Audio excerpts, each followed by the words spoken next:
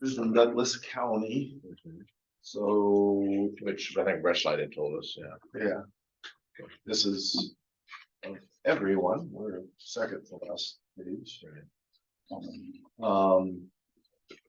And the final results, if you're interested, 50.81, 49.19, 1,846 yes votes, 1,787 no votes. Bond passes. by 59 votes. So 59 we had been votes. sitting at about 63 for about a week. And so, yeah, Yeah. 59, but that's the final count. So, One down. yeah. Yeah, we started out 11 up and then went 1 down and then 17 up and then it sort of climbed from there. But Yep. it looks like it settled back down to 59. So congratulations. Hard fought by your PAC and administration. And I think everybody in here worked on it at one point or another. So that is great. So I know most of you, but my name is Scott Rose with RNC Management Group. Adam Cormack, RNC Management Group. So Adam is a partner in the company. I am a senior project manager, and you're going to get these people. You're not going to get, we're not going to send some junior intern here or something to that effect. I've spent too much time here. I've kind of vested. I need to stay here and keep on this. So what we wanted to go through in the work session, we want to make good use of your time, is all bonds start with a bond management plan, which just helps people understand roles, responsibilities, processes, things like that. This is a draft. So as we go through this, if you say, I don't like that approach, please tell us, because that's really what this is. What authorities are assigned to the superintendent and business manager, and what authorities are assigned to the board as we move through, because there's going to be a lot of decisions that get made through that course of bond. There's going to be a lot of contracts that need to get reviewed and signed, and the district will have legal counsel take a look at things like risk management and the like. And we don't make any decisions, Adam and I. We make a lot of recommendations, and we set up schedules and budgets and so forth to inform your decisions. But in the end, everything is the district's decision, or those things that get kicked to the board. But we want to make sure that as we go through, we've got a good process in place so that, for instance, what we're taking to the board, or what we're just taking to Gary, or what we're taking to Quanah to make those decisions, what we're taking to the school staff.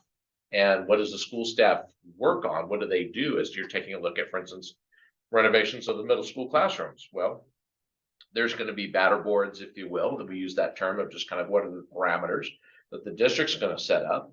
And those, then we're taking that to the site staff. That may be a combination of parents, teachers, whatever, as we're looking at the classroom renovations. And then those comments that get made in those design meetings, those go back to the district administration and the board team, and those things are either accepted or not. And then there's the follow-up, but we're in charge for a lot of that communication that goes back and forth. But in the end, we want to make sure that the decisions are consistent with whatever the district standards are. And so, if we have a bunch of teachers that want us to put shag carpet in the classrooms, we can tell them, well, that's not the district standard. We don't put shag carpet in. Yeah, but there's this vetting, if you will, of everything that goes through. And while shag might be a more obvious choice, there's going to be other things as we take a look at perspective. Well, can we go back to chalkboards or something? Well, no, we go this way now. So anyway, so what we're going to do is, we had a lengthy 2-hour meeting with your core administrative team last week over all this, but we're going to kind of do a reverse of how we did it with them. Is we're going to start with this management plan, and then we'll get to some of the supplemental information as time allows. But this is really the core of what we're hoping you as a school board will review in this work session, then say, yes, go forward with this plan, or with this plan with annotations, or this plan is fine for the next 30 days, but we want to chew on it. We might make some modifications next month. That's all okay. We want to kind of make sure that we can move forward, because it's really important in the first 90 days that we are leveraging your time, which is we've got to get what we call RFQs out, or request for qualifications out. We've got to get surveyors on, geotechnical engineers, things like that. And a lot of those professional service providers, it's what we call indefinite quantities. We want to make sure that they're qualified to do the work, and that we can get them under what we call sort of a master retainer. And then as we have specific scope from them, we'll get specific pricing for do this thing. But the idea is you get these professional service providers on board so that you have the ability to move quickly and nimbly as you need to. But then you have a second piece, which is called request for proposals, or RFPs. There you're getting very specific prices, and they tend to be for more of the complex design packages, the architects, the mechanical engineers, the civil engineers. We want to get very specific proposals for them for very specific scope. And we'll talk about the work packages, but we think we've got an idea of breaking out your bond really into 4 major design packages. We'll talk about what that looks like. And that might seem like only 4. I thought we were doing a lot of work. Well, you are, but we want to couple a lot of those packages together because we think that's going to leverage your schedule and leverage your budget better. By saying, okay, we're going to design these things, for instance, mechanical systems. We're not going to hire 3 different mechanical engineers for 3 different schools and end up with 3 different systems. We're going to hire one mechanical engineer that creates this standard, if you will, for your mechanical upgrades across all your buildings. That makes more sense. So that's an example. So we're going to go through the management plan. And so again, that's kind of the staple packet that looks like this. The rest are attachments that also feed into that plan, but we're going to go over this piece first because it really sets the outline, if you will. And then we'll go to those of you that really like budgets and schedules and you don't fall asleep on them, we're happy to go through those too. So there's a lot of detail there because we, as you'll see, I mean, these budgets, each project budget's got like 35 line items. There's a lot of different things we carry in that. Schedules are critical path schedules. We've got 60 activities that feed the schedule. And so we'll go through those together. And do you want to kick off kind of 1.0, the communication plan? Can I go through that or not? What's your preference? All right. Okay. So 1.0 is communication plan. And I'm not going to read this verbatim. I mean, you all can read just fine.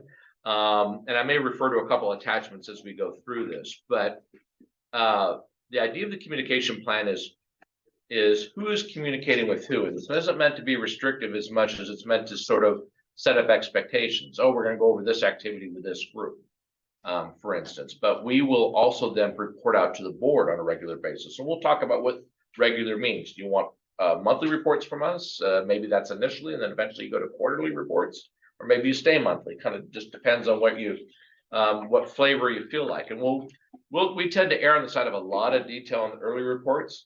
Then usually I'll get the board saying, why don't you hit the higher level because we got to get out of here at 10 o'clock at night or whatever it is. And so we'll adjust our approach based on what you think that you want to receive. So on page 3, it looks like 1.0 communication plan. That halfway down, we're identifying really, if you will, 4 teams. And I've also got bond oversight committee in there as well. If you look at the first attachment, it looks like this. Okay, it's this pyramid, this triangle, if you will. And we're recommending in your district, oftentimes we'll have what we have is 5 different teams or committees. And I think in your size district with your type of projects, 4 teams makes sense. It makes it a little bit more streamlined. So we've got the board at the top and we know who's on the school board. And typically there's a coordination between the school board and the superintendent. And the next is really the core team. We call it the core design team. It's really kind of the key administrative group that sets a lot of the standards. And there shouldn't be any surprises that's in there. That's going to be the superintendent, it's going to be the business manager, director of K-12 program, director of facilities and maintenance. All 4 of those individuals are in this room right now. R&C management, that's ourselves. And then the architect, board members, and IT sort of as needed that come into that core group. We want to respect people's time. If we're going to talk about an agenda that's really tech heavy, yeah, it makes sense to have IT in there. If not so much, then they don't need to be in there. Architectural firm as it makes sense. And again, as you're going through these parts and pieces, there may be components that make sense. If we're talking about budgets and schedules, maybe not so much. If we're talking about the design that was shared with the group and they've got questions, and yes, we bring the architects in. Design advisory team is what I was mentioning earlier, which is really that site-based team. So as we're meeting with Olivia and saying, okay, hey, we're going to have a site team that's going to look at these classroom renovations. Yes, we've got parameters that are set around that so it doesn't get crazy out of budget or out of schedule or something to that effect. But we want you to identify 6 people that you think should be in that committee, and you've got 6 weeks to figure out who those people are. And so might say, okay, these are a couple teachers that I think really have a lot of good ideas. Maybe it's a parent or 2 and it's my custodian or whatever. I mean, you kind of tell us and say, this is my site committee. So after we're meeting with the administration, we're setting what the parameters are. Then we're meeting with the site-based committee and say, okay, let's talk about these classrooms. We're going to gut and renovate the science classrooms. Let's really focus on that piece. We're going to talk about the gen ed classrooms. There's a couple of spaces where you talked about that you really don't have that program anywhere. You have something different. So maybe a makerspace. There's been conversations there. We have a budget we've got to hit. We've got a scope description that has to be met. And so that's going to happen once we get the architects on board, but we want to set good parameters before the architects come on. The architects don't think, oh, great, I'm going to gut and renovate the whole school. No, we don't have the budget for that, nor was that the intention of the bond.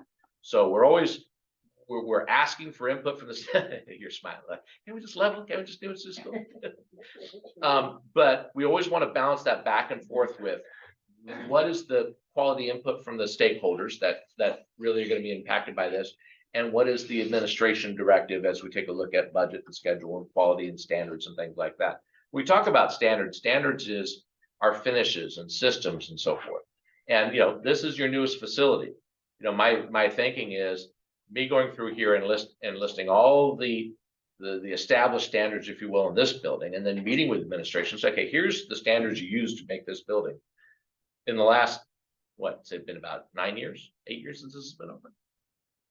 Let's say it's when did you open this? 2016, 2015? Yeah, 2016. So in the last 8 years, what has worked well with this building and what hasn't worked well? And that starts to influence your standards to say, yeah, these floor finishes are good, this paint's good, whatever, but these mechanical systems just weren't a good choice, or whatever it might be. But really, I mean, Dan, who's really started to live these buildings, speak with the administration and say, what are the concerns and complaints they had? Not that you're building a new building, but as you renovate the science classrooms at the Fern Middle School.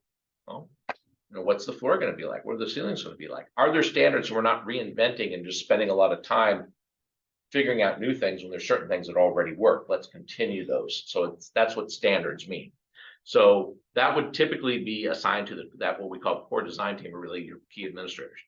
Design advisory team, again, that's a site-based group. And then community is we need to circle back with the community. You can't go ask for 16 million and change and get a $6 million grant and go do a lot of work, and the community just wonders, are they doing anything? I see dirt moving, what's that going on? So there has to be that circle back with community. What does that look like? Yeah. And sometimes you have these meetings and you put this outreach and people still don't pay attention. I know I've told this group before. I mean, in Scappoose, we were building a new elementary school and we were digging the foundation. The guy looks over his fence and goes, "What are you doing?" We're building a new school. You building a new school here? Now, I know I personally put 2 flyers on his door during the bond campaign, and I know he's invited to meetings, but again, people, they get like this. And so the idea is, how do we reach out to the community? What does that look like? Our community on any of the site design meetings. I mean, as we talk about the athletics piece over at the high school, how do we engage those? Are those just coaches or some, very passionate parents too? I mean, who is engaged in that process as they look at, you're making the sausage behind the scenes. So we'll talk more about that piece. So this is the 4 groups here, but you have a 5th one as well that I'm told that you would like to incorporate, which is a bond oversight committee. Almost every district is doing that in some form or fashion. And so a bond oversight committee is typically, I'll say 5 to 7 community members. There's usually a board member that attends, and that oftentimes is rotated. Maybe it's annually, maybe it's half year, whatever. And then maybe it's, Gary and I, and then again, sitting as resources. The idea is that they're getting information kind of before it's out in the public, if you will. They're getting information, they're asking questions. Hey, why did you, let that contract, what in the world is a geotechnical engineer? Why do we need that? So we're explaining, but we're making sure that they feel very much informed, and their primary goal is to make sure that you're meeting the bond promises. Tell the voters you're going to do this. Are you doing that? And then they would report out annually. So we've given some draft bylaws to Gary to kind of take a look at of bond oversight committee. What are the things that they do? What are the things that they don't do? Because sometimes people get on bond oversight committee and think, oh, good, I get assigned all the change orders. No, you don't get assigned the change orders. That's not what you do. So it's helping to right size their expectations with really what they're going to do. And they may look at it and go, oh, well, if I don't get to review the contracts, then what purpose is it? And then they don't. And then they don't attend. So I would recommend that in your size community, you probably have a couple appointed and maybe a couple that apply or something to that effect. But again, 5 to 7 is usually a good size.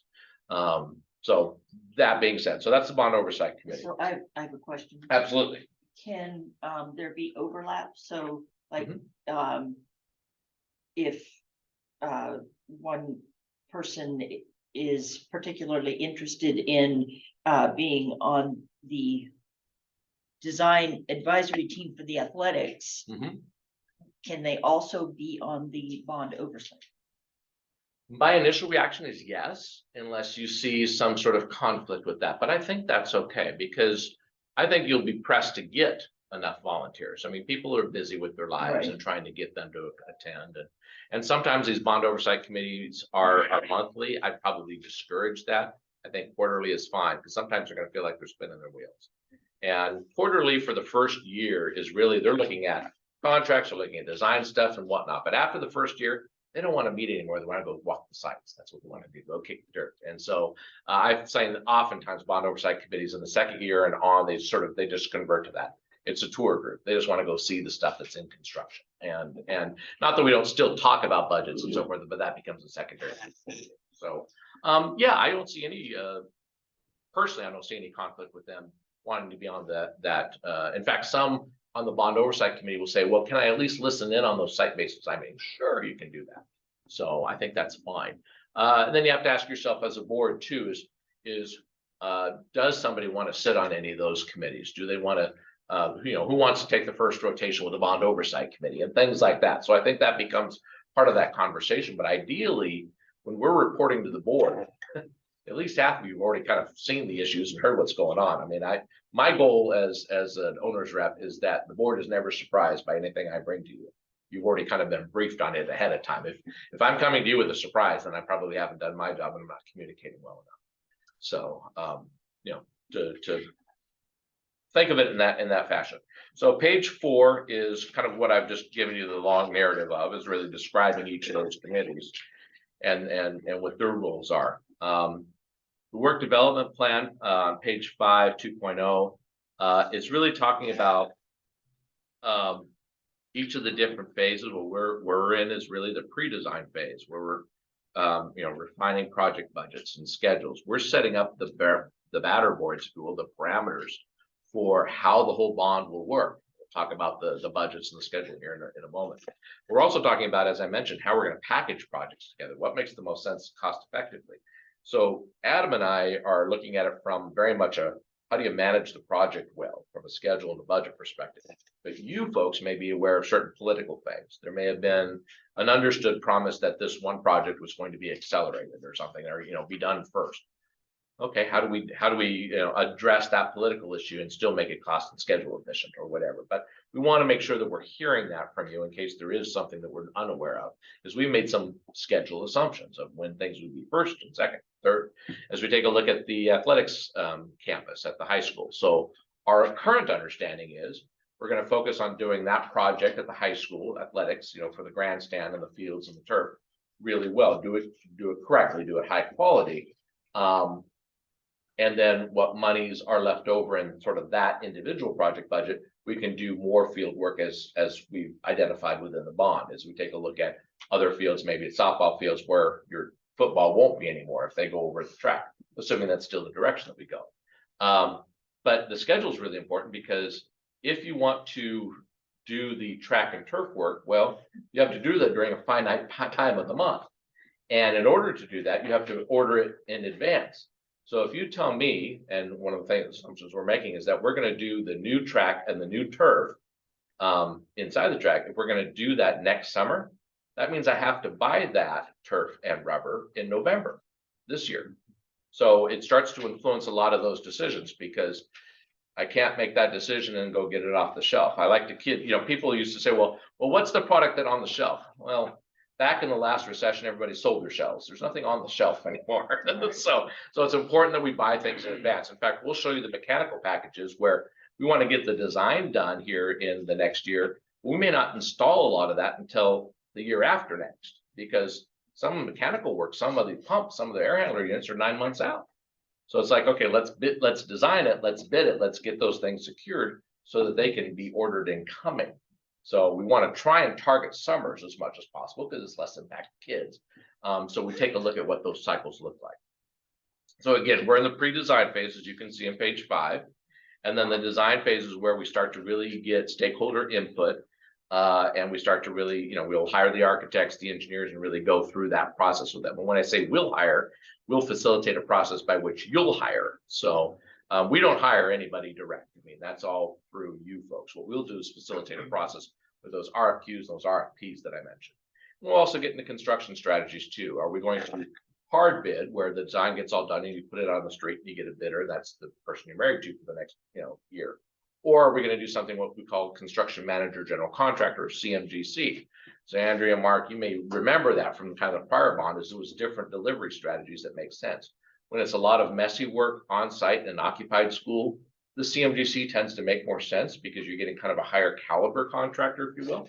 But if it's something simple like it's just purely a mechanical job, we're pulling out mechanical, putting in new, that typically can just be hard bid. That doesn't have to be something where you need a contractor that's really savvy. You're going to hard bid it out to mechanical contractors. They're going to, bid on it. You're going to take the low bid, provided that they're qualified, and you're going to proceed with the project, and then we manage it on a daily basis. Then you can see there, and I kind of jumped ahead to the construction phase on page 6. 3.0, cost management. Cost management is really important because once you spend $1, you don't get that dollar back. Contractors are funny that way. Once you pay them, they don't want to give any money back. So we'll show you something. I don't want to, create an eye chart here, but it looks like this. It's stapled together. It's a packet, and it's got this spreadsheet on the front. It's about 4 attachments back. We talk about cost management. So it should say at the top, capital improvement program budget. You see that there. Okay. So we took all the budgets that had informed your bond, and they're all captured here. So this roll up is typically what we would show the board. All this other stuff on the back is, you're welcome to look at it if you have trouble sleeping. So it's on the back there, but this is the meat of it right here. This would be what we call our roll up or a summary budget that we would share with the board. I can certainly share with you more detail as we go through the process if you think you want to see more. So, but what we've got is we're suggesting these 4 packages. You got the athletic campus at the high school. You've got the classroom renovation sort of district wide, which incorporates the Veneta gym. It incorporates everything at the middle school, a couple classrooms at the high school. And whether that's bid out as in 1 phase or 2 phases, I think we can still figure that out. But the idea is that I would have one architect handling the athletic campus. They're in charge of that design, if you will. Another one handling basically everything that's sort of inside the buildings. So it would also include those restroom renovations. I think that would couple with that. And as we look at what we might want to accomplish in summer 25 versus summer 26, restrooms might be something we achieve more in 25 because they're kind of simpler to get through. The classroom renovations may take more design consideration. So maybe there's some construction that happens in summer 25 and the rest happens in summer 26, maybe. That's just an idea. The district-wide HVAC project, so it's all the mechanical stuff. I think that's one that we don't even need an architect for. I think that's a really strong mechanical engineer that leads that effort. So that's kind of package 3. And then package 4 is really kind of all the site work and safety components. That would be all your parking lots, that'd be your jogging trail, that would be maybe the next round of fields after we get the high school one done. I'm kind of looking at package number 4 kind of being later in the process rather than early, because once you've done the high school athletic campus correctly and you say, we've got the things that we need in that and it's done, you get out of what we call the high risk construction. Say, I bid this out, I've got it done, it's halfway built, I've gotten out of all my kind of big question marks, and I really know where that budget's going to sit. Okay, now we can kind of plan with, okay, what are we going to do with the remaining $100,000, $300,000 in terms of athletics? How many other fields can we touch with that? Because that was always part of that athletic budget. So I think that site piece sits there. Now, that's not to say that we wouldn't break that out into a couple of phases. You might say, well, if I'm going to do the athletic campus at high school, well, I'd really like to improve the parking lot at the same time, kind of get in and out of that area. Okay, we'll accelerate that piece and do that at the same time. So there's still a little bit of push and pull here. These are kind of really meant as 4 intended packages. You can see at the bottom too, is we've got contingency there for what we call inflation unknowns program contingency. We took 5% out of all the budgets and created that $1,090,750. We also have district costs that were pulled out of those, also equally prorated, because district costs are going to have some things that don't fit into a package. You're going to have legal counsel that's going to review contracts, if you will. You've got the capitalized interest, that's kind of the cost for taking out the bond, that kind of thing. All those parts and pieces don't really apply to any one project, but they're district costs that need to be accounted for.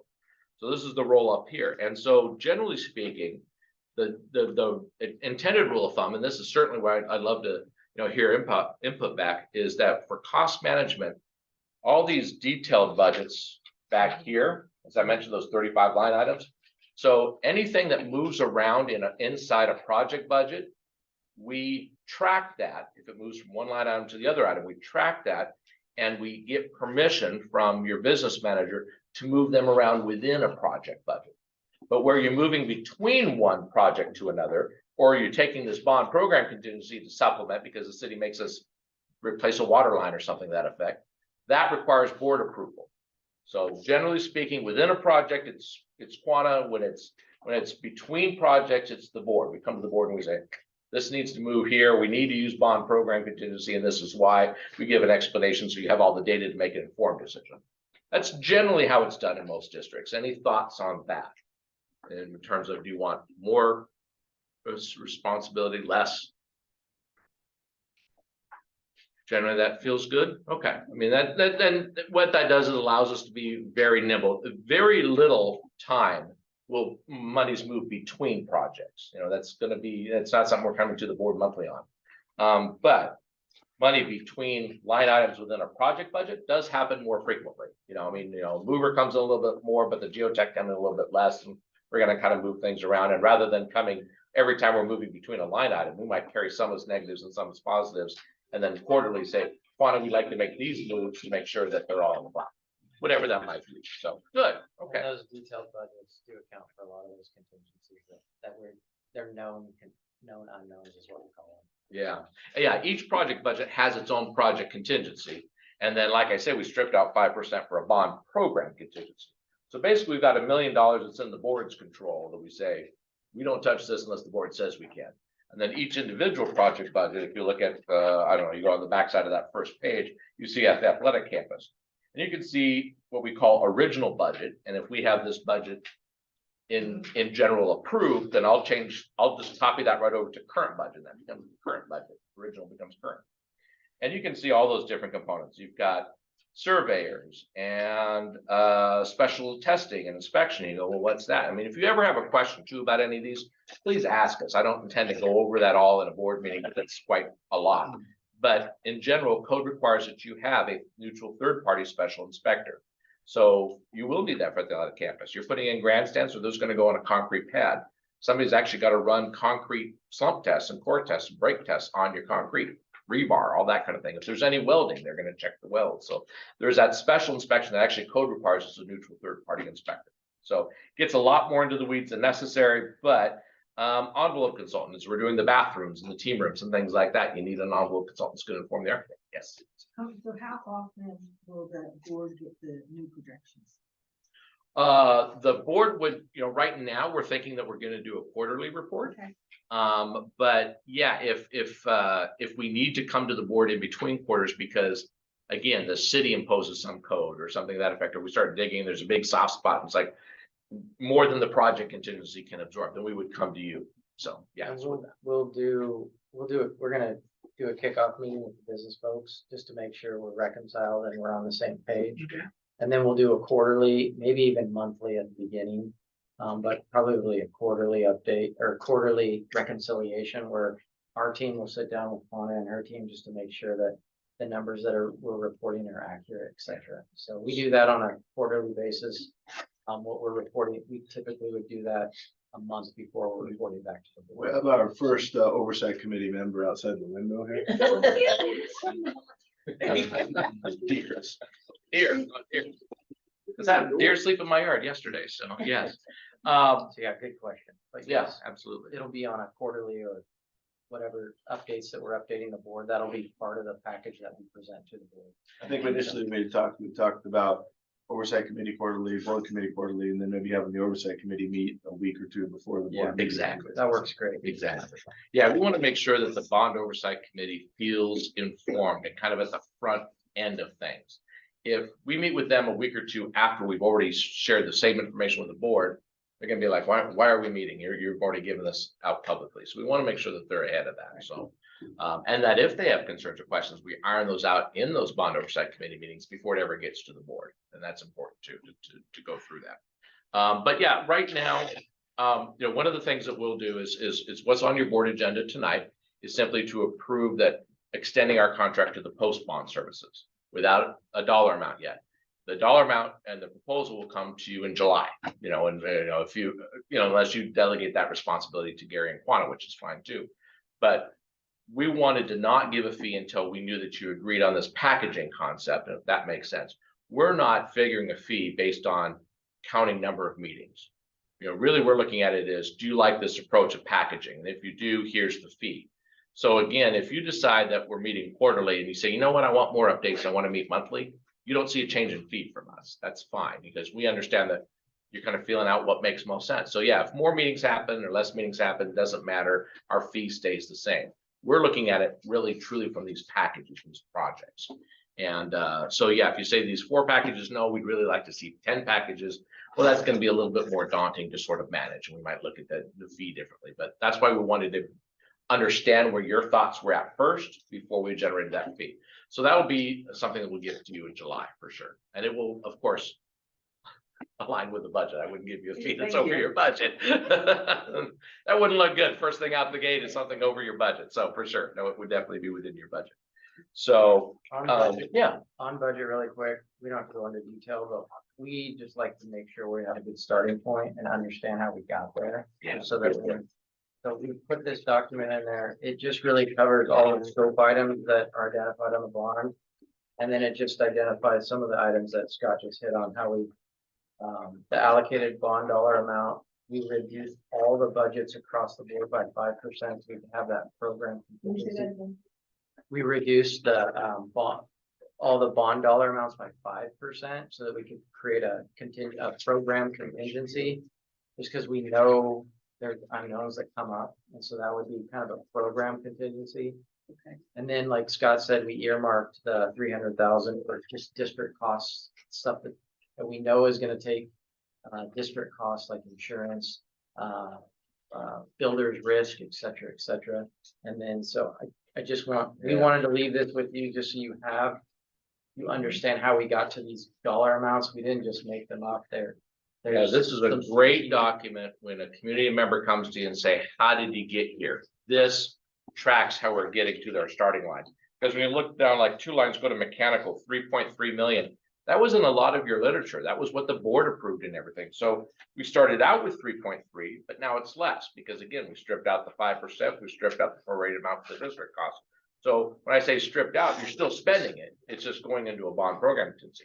This is really vital. Should somebody sit down and say, you told me you're going to spend 3.3 million on mechanical, and I'm seeing a budget for 3,089,000. You know, who spent that other 211,000? Where did that go? Well, now you know you've got this sheet and say, this is how we got here. Is nothing got bigger, it all got smaller. So we're putting this reserve, what we call just a reserve there for when things happen bad. Soft soils, city requirement, code requirement, whatever it might be. And ideally, inside your project budgets, that's covering 90% of that. So it's just when something's really big that just nobody saw, you know, we start digging and you find you know, an Indian head or something, then all things stop and you have to kind of do more of an assessment. And, you know, so that's an unanticipated thing. So this isn't necessarily part of the bond management plan, but we want you all to be armed with this. Somebody asks, how did you reduce the budget? Why? This tells you exactly Adam's thinking. It went all through that. So that's great. Okay, be respectful where we at. All right, 603. So the cost management, page 7, going back to your packet. So page 7, it continues on with the cost management, really everything that we discussed here.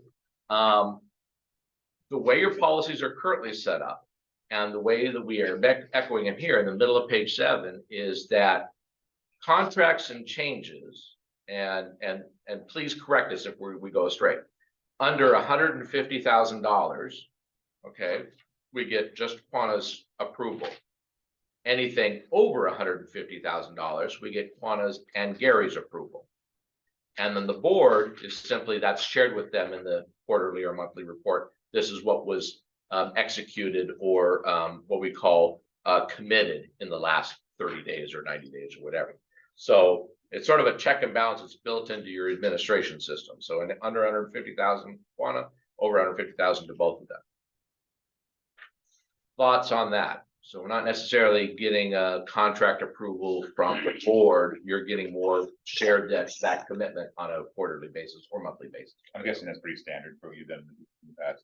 Pretty standard, yeah. Yeah, how bid packages work and how they come in, sometimes I mean, we'll structure them however we need, but it allows us to have our bid openings and not have to work right around a board meeting, so. And no one's trying to play games, it's an open books, we're open to any, whenever anyone needs to see anything. So And we won't take, pretty typical. yeah, we won't take changes to Quana or Gary unless we've fully vetted it. So a contractor comes with a change. I mean, the first thing I look at is entitlement. Is he entitled or not? I mean, if it's clear in the documents, I tell him, no, ain't gonna happen. And so I show him where, and we say, no, you need to absorb that. If it's a legitimate change, then I take a look at value. Okay, and I go, okay, what have we seen in the industry with respect to a heat pump? I may make some calls to some vendors and things like that and say, is this a fair and reasonable change, or are they, gouging us? And, it's, labor, and they say, well, it's, 120 hours to install the pump. I go, no, I know better than that. Doesn't take 120 hours. So we really are vetting it before it ever gets to them. So we're saying, okay, here are the 6 change order requests in the last month. And that's probably a high number, but these are the ones that we reviewed with the contractor, we concur with. And so we want to incorporate all these into a contract change order. Do you concur? And one will ask questions and that kind of thing and say, yeah, this seems legitimate. Okay, well, you can issue that change order. So she'll sign it, the contractor will sign it, and then it'll be part of their contract. So the change order requests are what we review, and then change orders are basically what we compile the change order request into.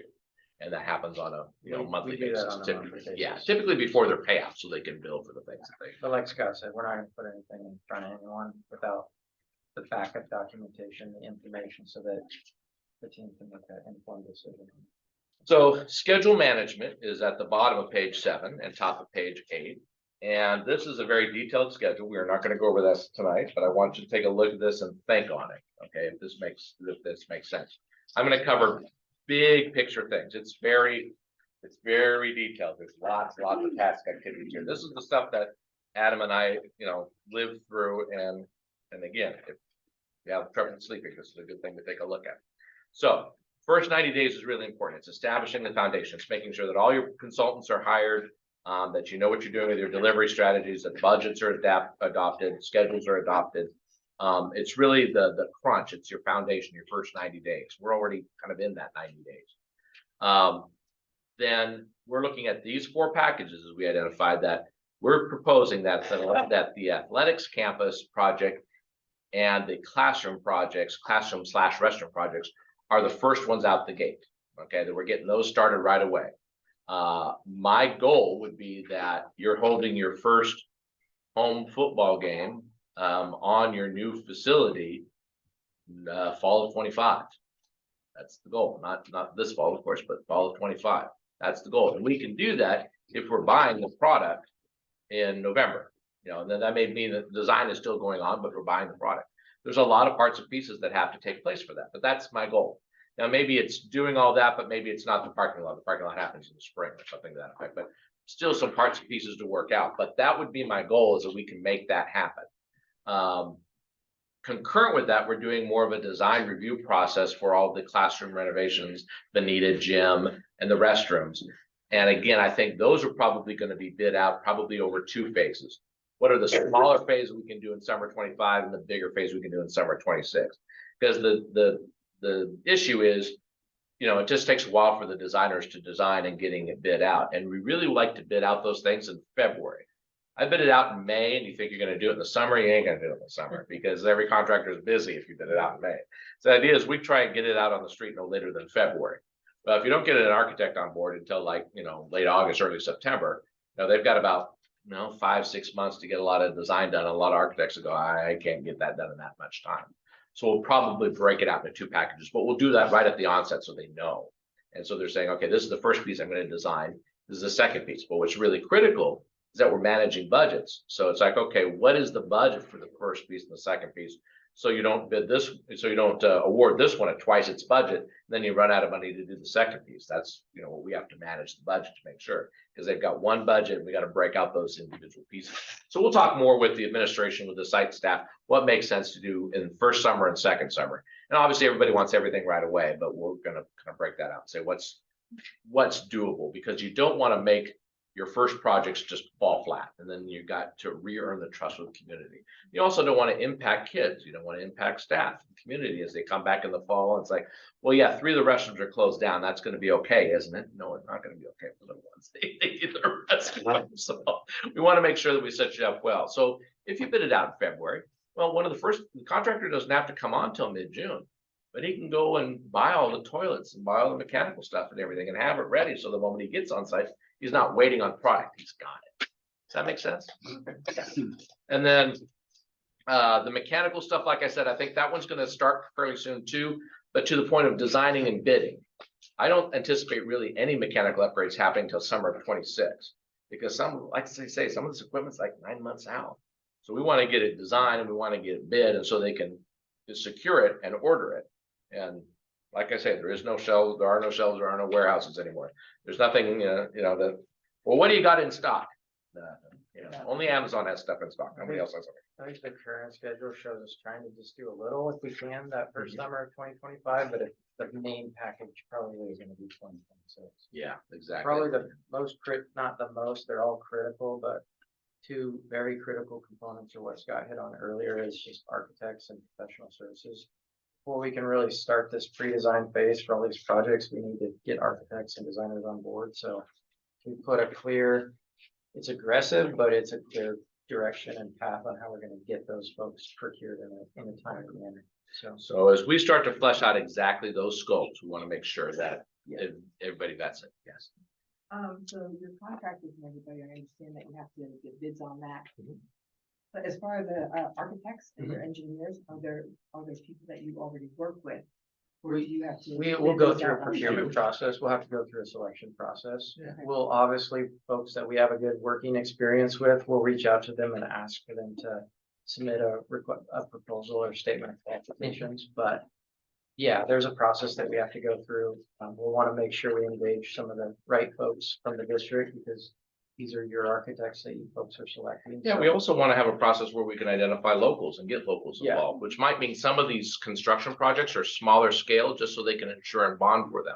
I mean, I had that happen over in Dallas, outside of Salem, where we had $2 million worth of roofing work. And I said, if I go out in one package and I invited trades, it was standing room only. And I had about 6 roofers in the room. I said, okay, it's a $2 million roofing package. If I go out for that as one package, who of you have I just cut out? And 4 of the 6 rose their hands. I can't bond for 2 months. I said, okay, so if I break this out into 4 smaller packages and none of them's over 500,000, now can you bid it? And they go, yes, we can bid it.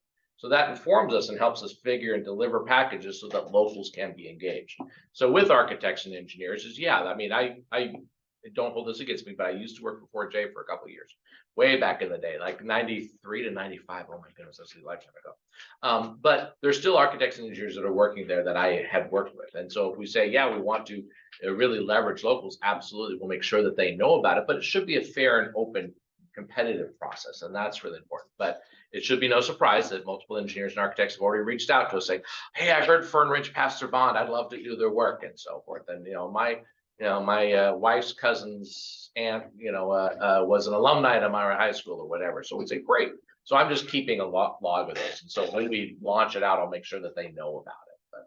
But yes, to Every that point. project's unique, and so we'll go through that process to make sure the right architect is fit for the right project. Yeah, there'll be a selection and scoring process. Typically for like surveyors and geotech, we'll simply get the qualification statements. We'll identify who's qualified, not. We'll kind of make a recommendation to Quanah and Gary and say, here's all the ones that turn in for all these other pieces.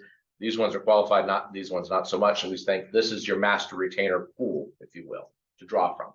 Architects and engineers will typically go through an RFP process where there'll also be the scoring, and we'll shortlist. Maybe you get 12 proposals and we'll recommend a shortlist down to 3 and say, what do you think? And they say yes. And so then Gary, Quanah, and maybe a board member or whatever will sit in a room and then pick the architect from those 3.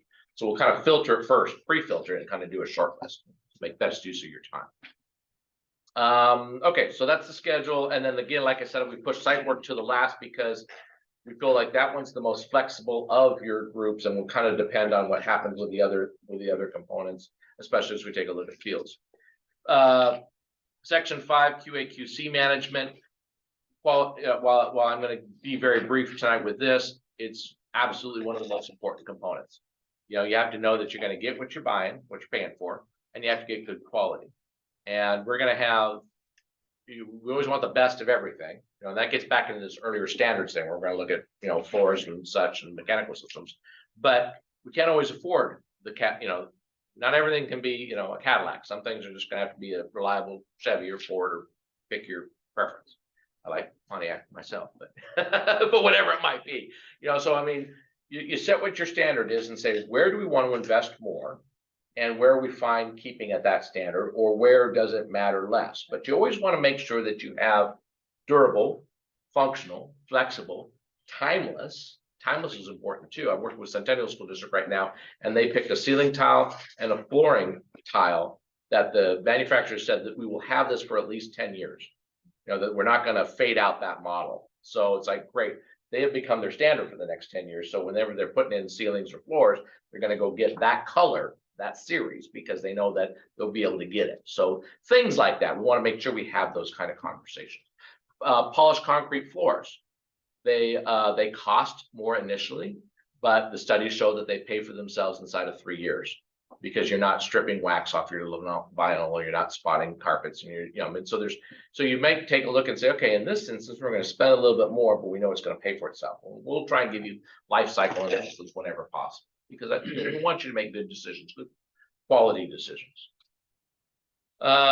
Design and bid and award processes. I mean, you can see on page 9 in the middle, those are all the consultants that we may end up hiring. Some of those we may end up striking because those are just fine under the architect. It's like archaeological investigation, number 10. You probably aren't going to have too much of that. And if we did have that, then we'd bring somebody in for that. FFE, that's furniture, fixtures, and equipment. How many of those classrooms are we going to put new furniture in? Maybe it's all the science rooms, because those are going to be more of an extensive renovation. The gen ed spaces are just going to paint up, maybe not so much. And that's a lot of maybes right now. We don't know as we get into that, but having a furniture firm makes a lot of sense. Construction, as I mentioned, the different delivery methods, contracting strategy. We talked about the architect and engineers, and so a lot of this is the repeat there, but a lot of that evaluation and selection happens with the core team. So, and again, as you take a look at your pyramid, that's that second tier down, that core design team, as report outs to the board. And if the board thinks, hey, we want to be more engaged, you let us know, we'll modify that process. If you say, you know what, Scott, your board reports are going on and on and on, and you like to talk, Scott, we'd like to just get the high level summary, not all the detail. We're fine adjusting any way you want. And again, our fee stays fixed. We adjust. We know we're going to adjust as we go through. Monthly reports, as I mentioned, so that may be monthly initially, and then you say, you know what, quarterly is fine because we trust our administration to do good things. And then issue resolution, when something comes about, normally we start at the level that the issue occurs to. We don't just immediately go to the board with any problem. We start with your administration, as you do with, I think, a lot of policy and, parent issues and everything else. And that kind of takes you to that level. So I know I read through a lot of it, but I want to respect the fact that you have another meeting that starts in 12 minutes.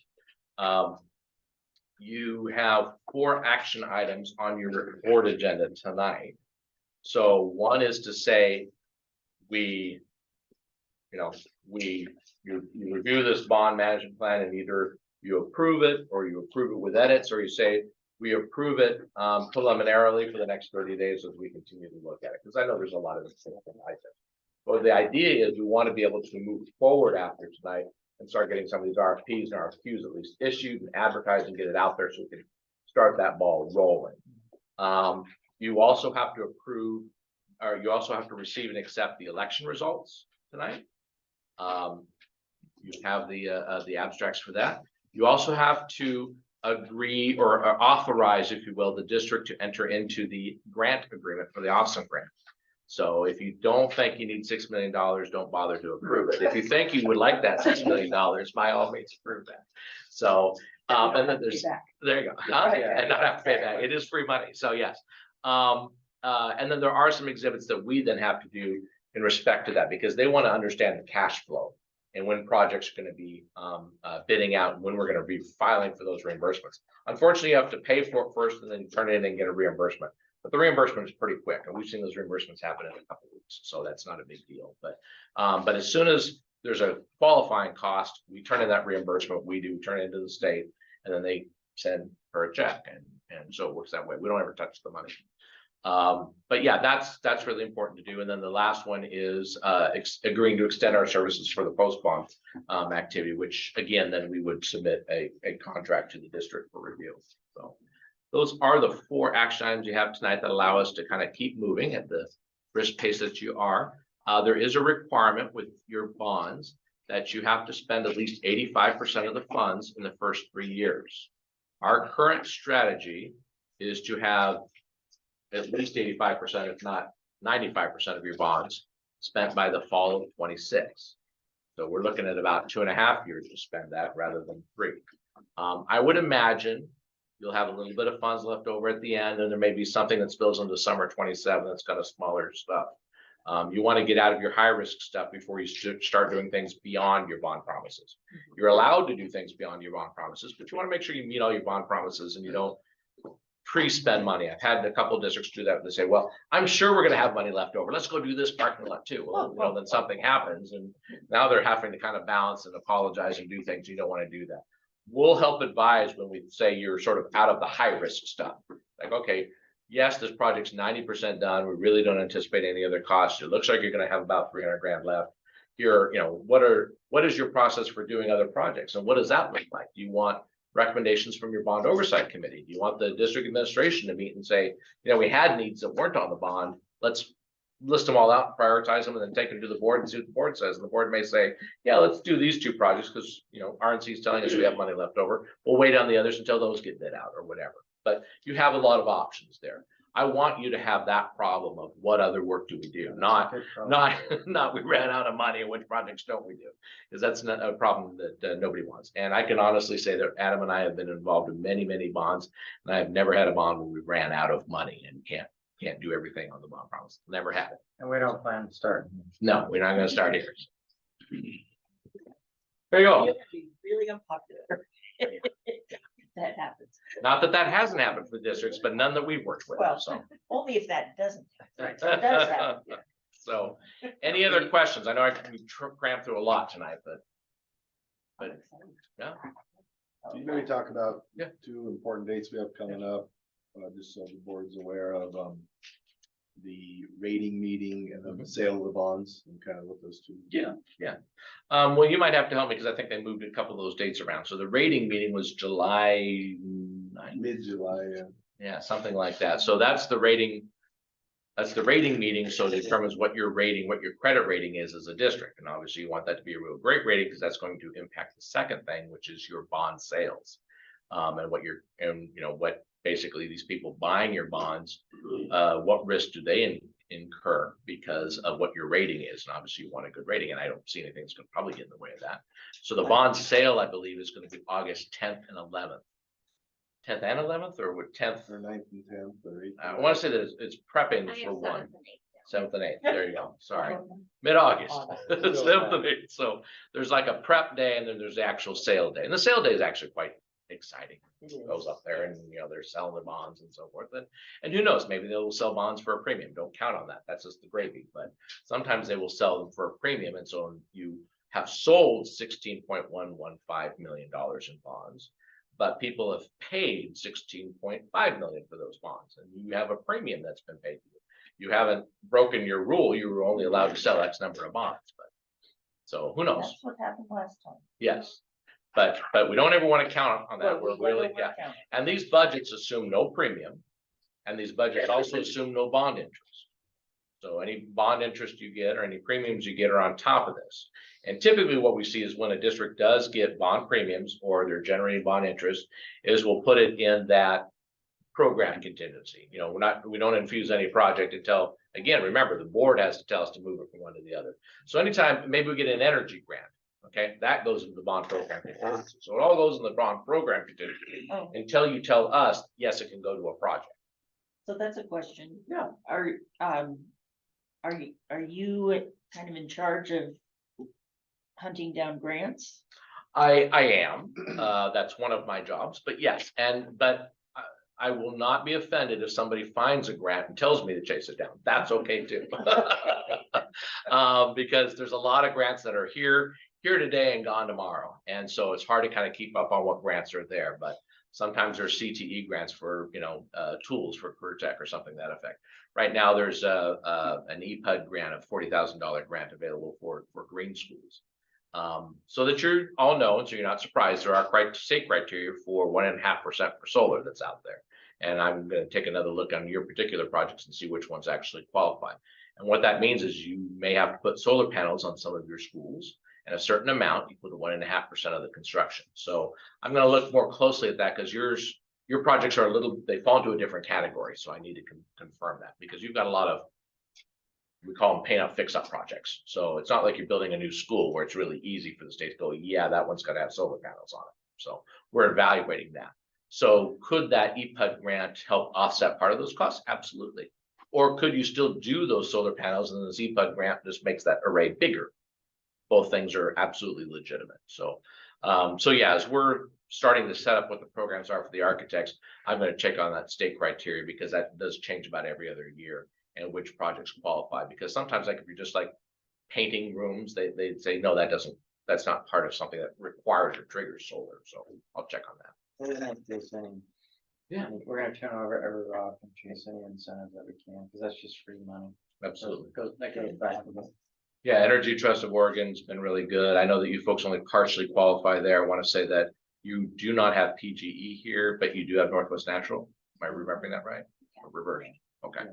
So because you don't have PGE, there are certain grants that you don't qualify for with ETO, but Northwest Natural you do. So anything, if we're doing Northwest Natural for, heat exchanger or something like that, then there's some grant money available there. But there's separate grants outside of ETO, like EPUD and the like, that have, more local utility grants. You've gotten a grant right now for some lighting that you're replacing at the middle school, I want to say. So I want to say that was about 70,000 grant and 70,000 internal dollars. So something along those lines. So yeah, I would take those whenever you can get them. Okay, a lot of stuff to digest. Any other questions? We will be here throughout the evening, so should questions come about. Hearing none, with no objection, we'll adjourn the work session and start the board meeting in about 4 minutes or so, 3 or 4 minutes.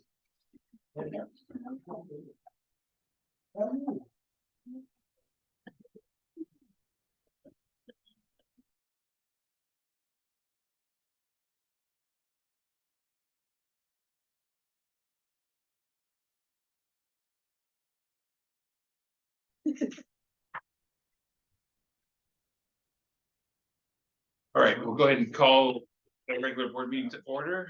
And first of all, we'll start out, I'll read this. We have a shared vision in the Fern Ridge School District, provide excellence for every student so that each can reach their greatest potential. We are always happy to have parents and other community members at our meetings. Thank you to the members of the public who have joined us. As a reminder, school board meetings and work sessions are meetings of the board held in public, providing an opportunity to observe the board's discussions and actions. In an effort to conduct official board business, we ask that the audience be respectful and refrain from questions, comments, and unnecessary noise while the board conducts the meeting. There is an opportunity for citizen comment tonight, and the board looks forward to hearing from those who signed up.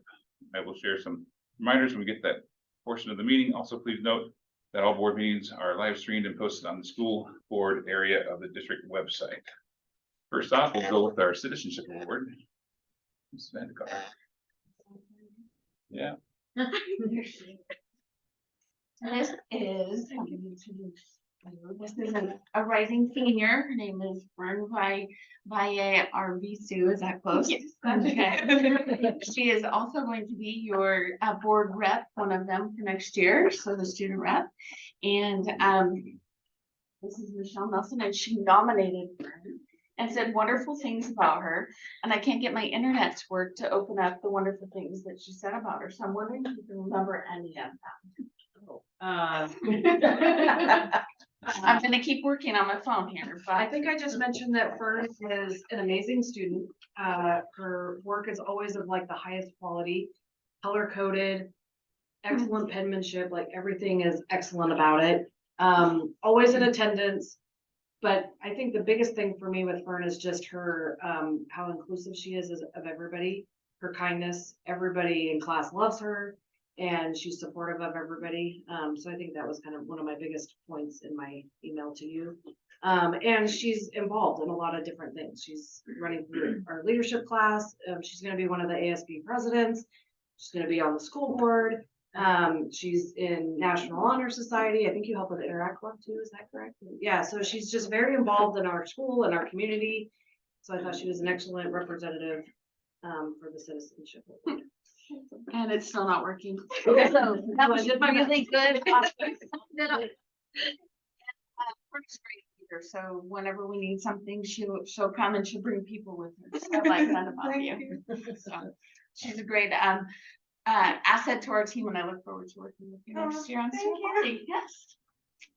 All right, great. There's a certificate for you. Congratulations. You want a picture?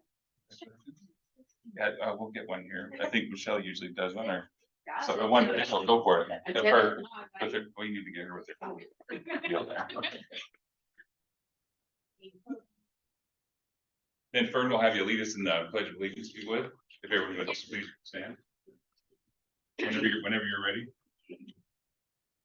I pledge allegiance to the flag of the United States of America and to the republic for which it stands, one nation, under God, indivisible, with liberty and justice for all. Thank you. Thank you.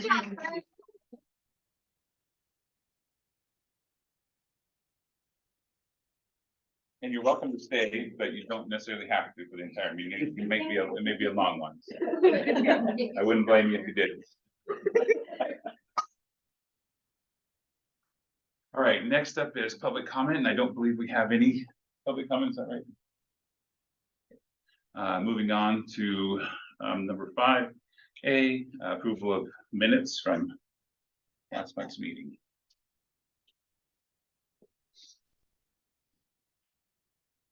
I move that we approve the minutes from May 20th as written. We have a motion. We have a motion and a second to approve the minutes from last month's meeting. Any discussion? Hearing none, all those in favor say aye.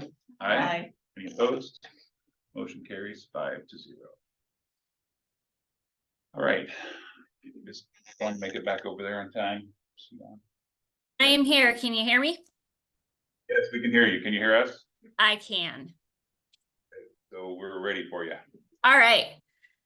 As of June 1st, our in-district enrollment was at 1286, which is 3 less than the previous month. According to our budgeted numbers, though, we are down 60 for in-district enrollment. At the elementary level, we are down 39.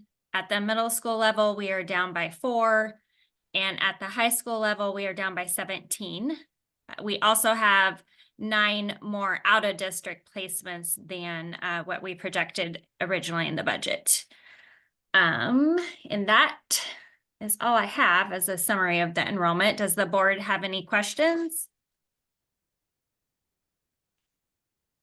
Doesn't sound like it. All right.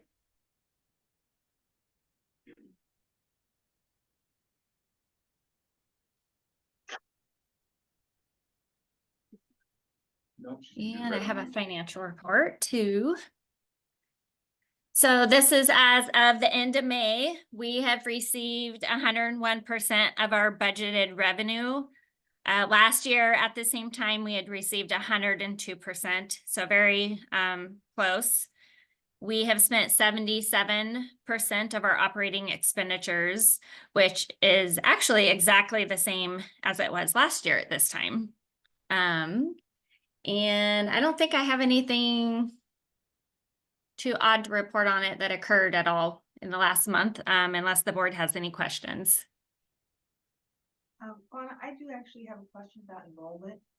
Oh, sure. I just wanted to find out what was the beginning enrollment at the beginning of the year and what did we end with? Okay, yeah. So we started out the year, my initial enrollment report that I provided, which would have been as of the first school day. We had 1,314 in-district students. So the end of this year, there has been a decrease of 28 students total overall, or roughly 2% from the beginning to the end of the school year. And that, so elementary level stayed pretty much level from the beginning of the year. The middle school lost 3 from the beginning of the year, and the high school lost 25 from the beginning of the year. Thank you so much. Yeah. I have a quick question about the budget. Sorry to make you go back. You mentioned That's okay. last year was 102%. And this year we're 101%. This might be a Ah. silly question. More than 100%. Well, so when we build the budget, we kind of project what the state school fund's going to be for that year, what the property taxes are going to be for that year, but it always ends up being less or more.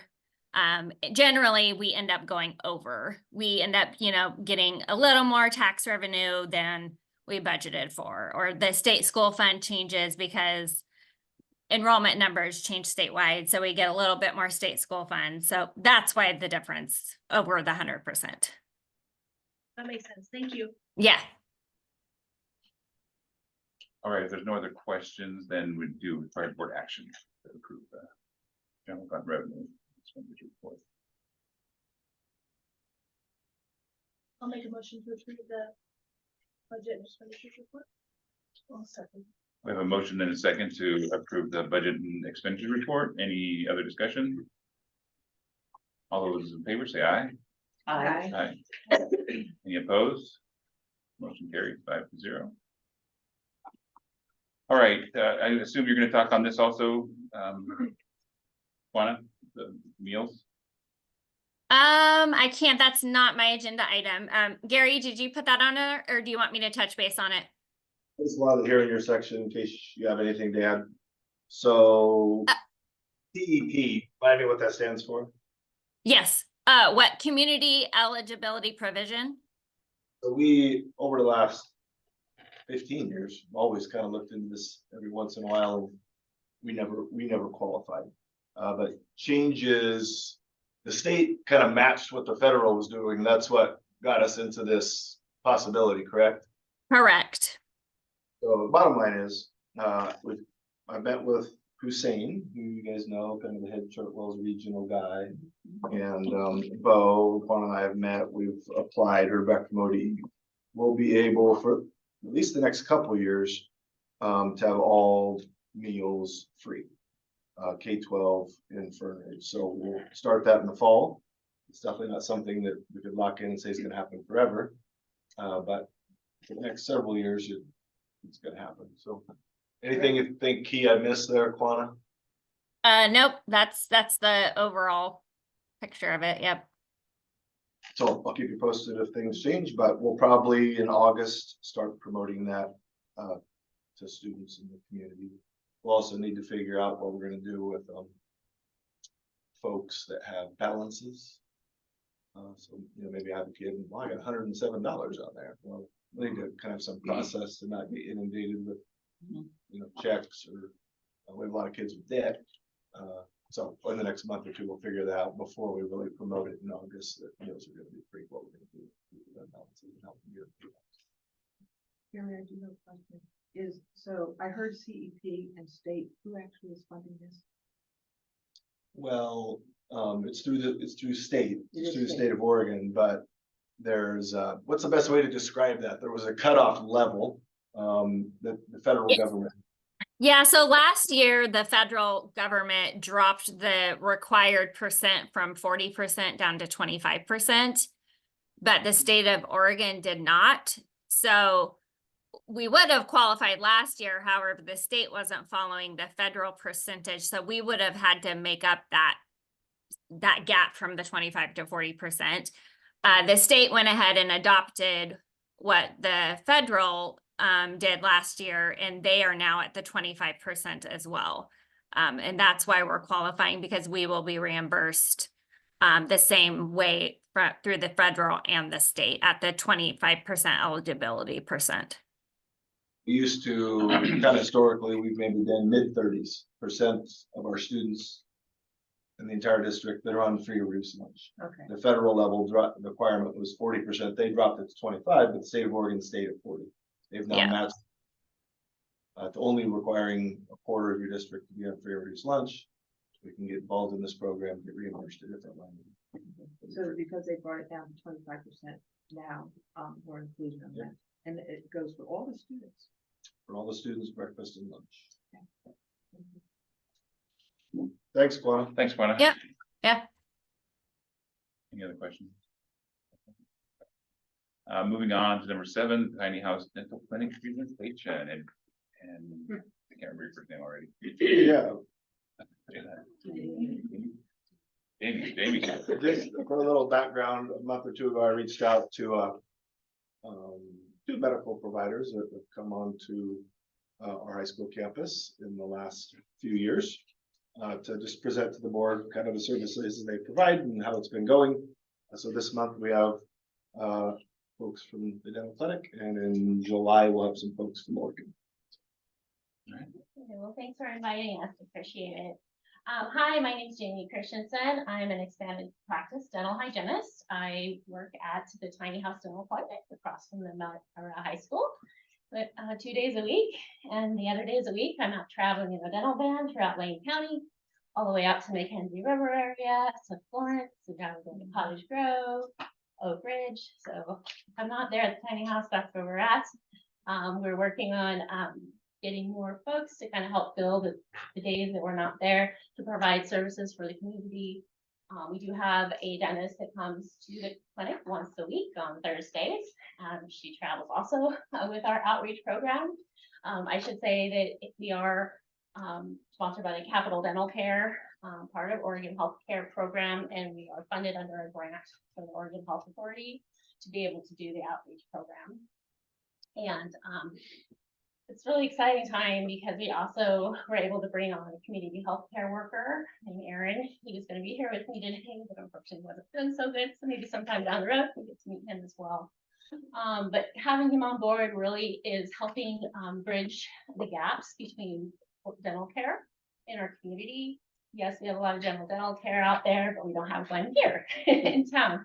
So part of his job and my job is to kind of prioritize and get those folks, including children, to the care they need by getting them in the dental office sooner so we can process those referrals, get them to the correct clinic. And Aaron helps find, goes through all the offices that we have available to try to get them connections. Sometimes, yes, it's sending them up to Albany, but we really are trying to keep them here more local. So we're always working for that. I wanted to give you guys a couple numbers because we are relatively new to the area. We do have some numbers of services in 2003. Individual patients for our children 0 to 18 are 97 folks we served individually, and then 360 folks 19 and over. So that was our first year, 2023. In 2024, so far, we have seen 90 children 0 to 18 years of age and 417 folks 19 and over. So we are slowly increasing. Getting that word out really helps. These community members, you guys can really help. Hey, did you know we are out there? One thing that we do is we do provide free screenings, dental screenings to anybody. You don't have to have Capital Dental Insurance on Oregon Health Plan. We can provide fluoride screenings as well. If you have questions about your Oregon Health Plan, we can help direct you to getting in the correct clinic, or if you're like, man, I just can't drive out there, because a lot of the people, transportation is a big deal, right? And so helping them find ride source, or if, hey, I can get out to Elmira there and help out, then we can help them change, or because we are closer, we can help them get changed to ours. If you don't like to, if you don't have to, but we also are big on access to care. So that's our biggest thing for us. So thanks again for having us out there. And oh, another thing I wanted to report, which I was really excited about, is I got to actually visit Elmira High School health class. I guess he goes by Coach, right? Coach Heiberger, the health class. And he allowed me to go in and just do some oral health education with the students. We also did a little project. They made it an art craft, which is really surprising, but they had fun with it in the end. And I really enjoyed that. I got to basically share oral health information with 48 students that day. I spent the whole day with them. I hope I can do that again with the health classes. And not just the high schools, you know, if you want to reach out to the middle schools or the elementary schools, please pass the word around, and I'd be happy to do a interactive oral health education too.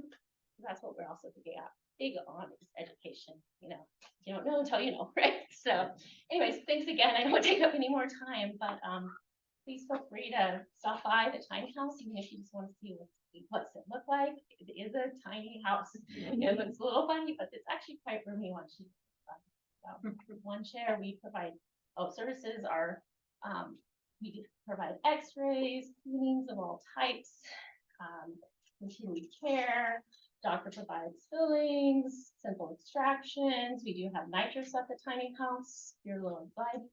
That's what's also really great. We're very one patient at a time type of practice. So if you have very high anxiety with dental, which is very common, I found that to be the most rewarding. Is folks that find it really hard to go to a traditional office, a really busy office. I actually kind of enjoy it out there. So, anyways, thanks again so much. If you have any questions, feel free to reach out to us. Great, Thank you. All right, next on the agenda is Kristen Miles from the Oregon School Board Association, and she's going to talk to us about superintendent evaluation and school board self-evaluation. Hi, everybody. Thanks for having me. I'm going to go ahead and share my screen and talk to you a little bit about, it says it's loading. Can you see it yet? Nope. Can you see it? Nope. Not yet? Okay. Hang on. Not sure why it's not working. 1 second. If I can't end up sharing it, it just says it's loading. So just give me 1 second. Let me try it again. Oh, maybe because the Michelle is already sharing something on screen. Is it possible for me to share?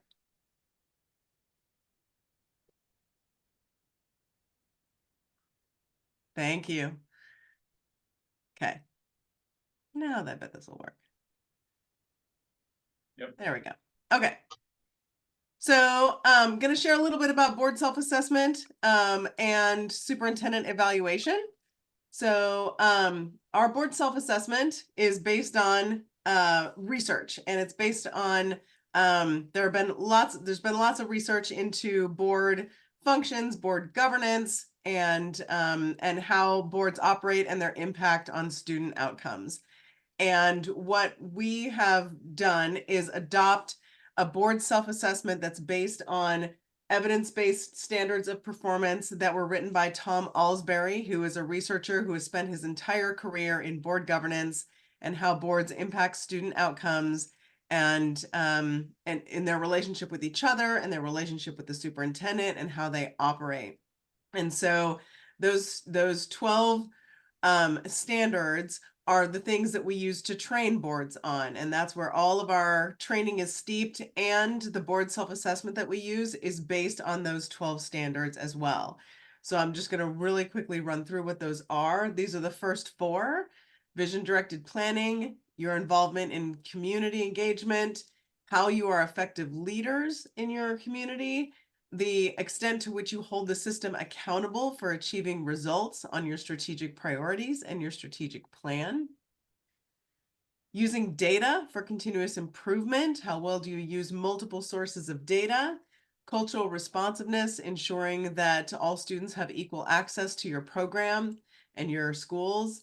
Culture and climate, creating a climate of support, having high expectations that all students can learn and achieve, and being a learning organization, meaning that you encourage professional development and renewal across the system.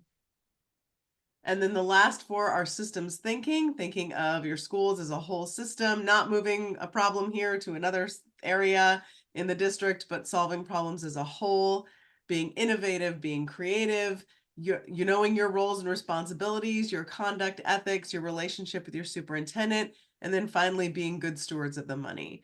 And those are the standards that you would take a board self-assessment in. So what does a board self-assessment look like? When you take the questionnaire, it's about 80 questions, which still only takes about 20 minutes to take. You as a board member are rating the entire board on the board does these things, the board does these things. And it's a range from ineffective, developing, effective, accomplished. And so the whole board takes this, the data comes back to me, and then I produce a report to you that I would send you in advance. And the standards look like this. And so you would get at first a general standard summary, what the results look like. This is a real live one that I printed out that I put up for you. And then you would get details on each of the questions. What does the board say on each of these questions? And so the report itself is like 30 some pages long. You get that in advance, you get to look at it, and then we discuss it. So you can see here, this is just a few questions from standard 2. You would get that, you would get to look at that. But really what we're asking when we talk about this is, what do you observe? What do you see in the data? Then what meaning do you make of that? What's working? What needs improvement? What do you see in that? What questions do you have for your colleagues? And then what do you want to do with it, which I'll get to in a second. When we do this, we provide an analysis on top of it. We look at your overall strengths.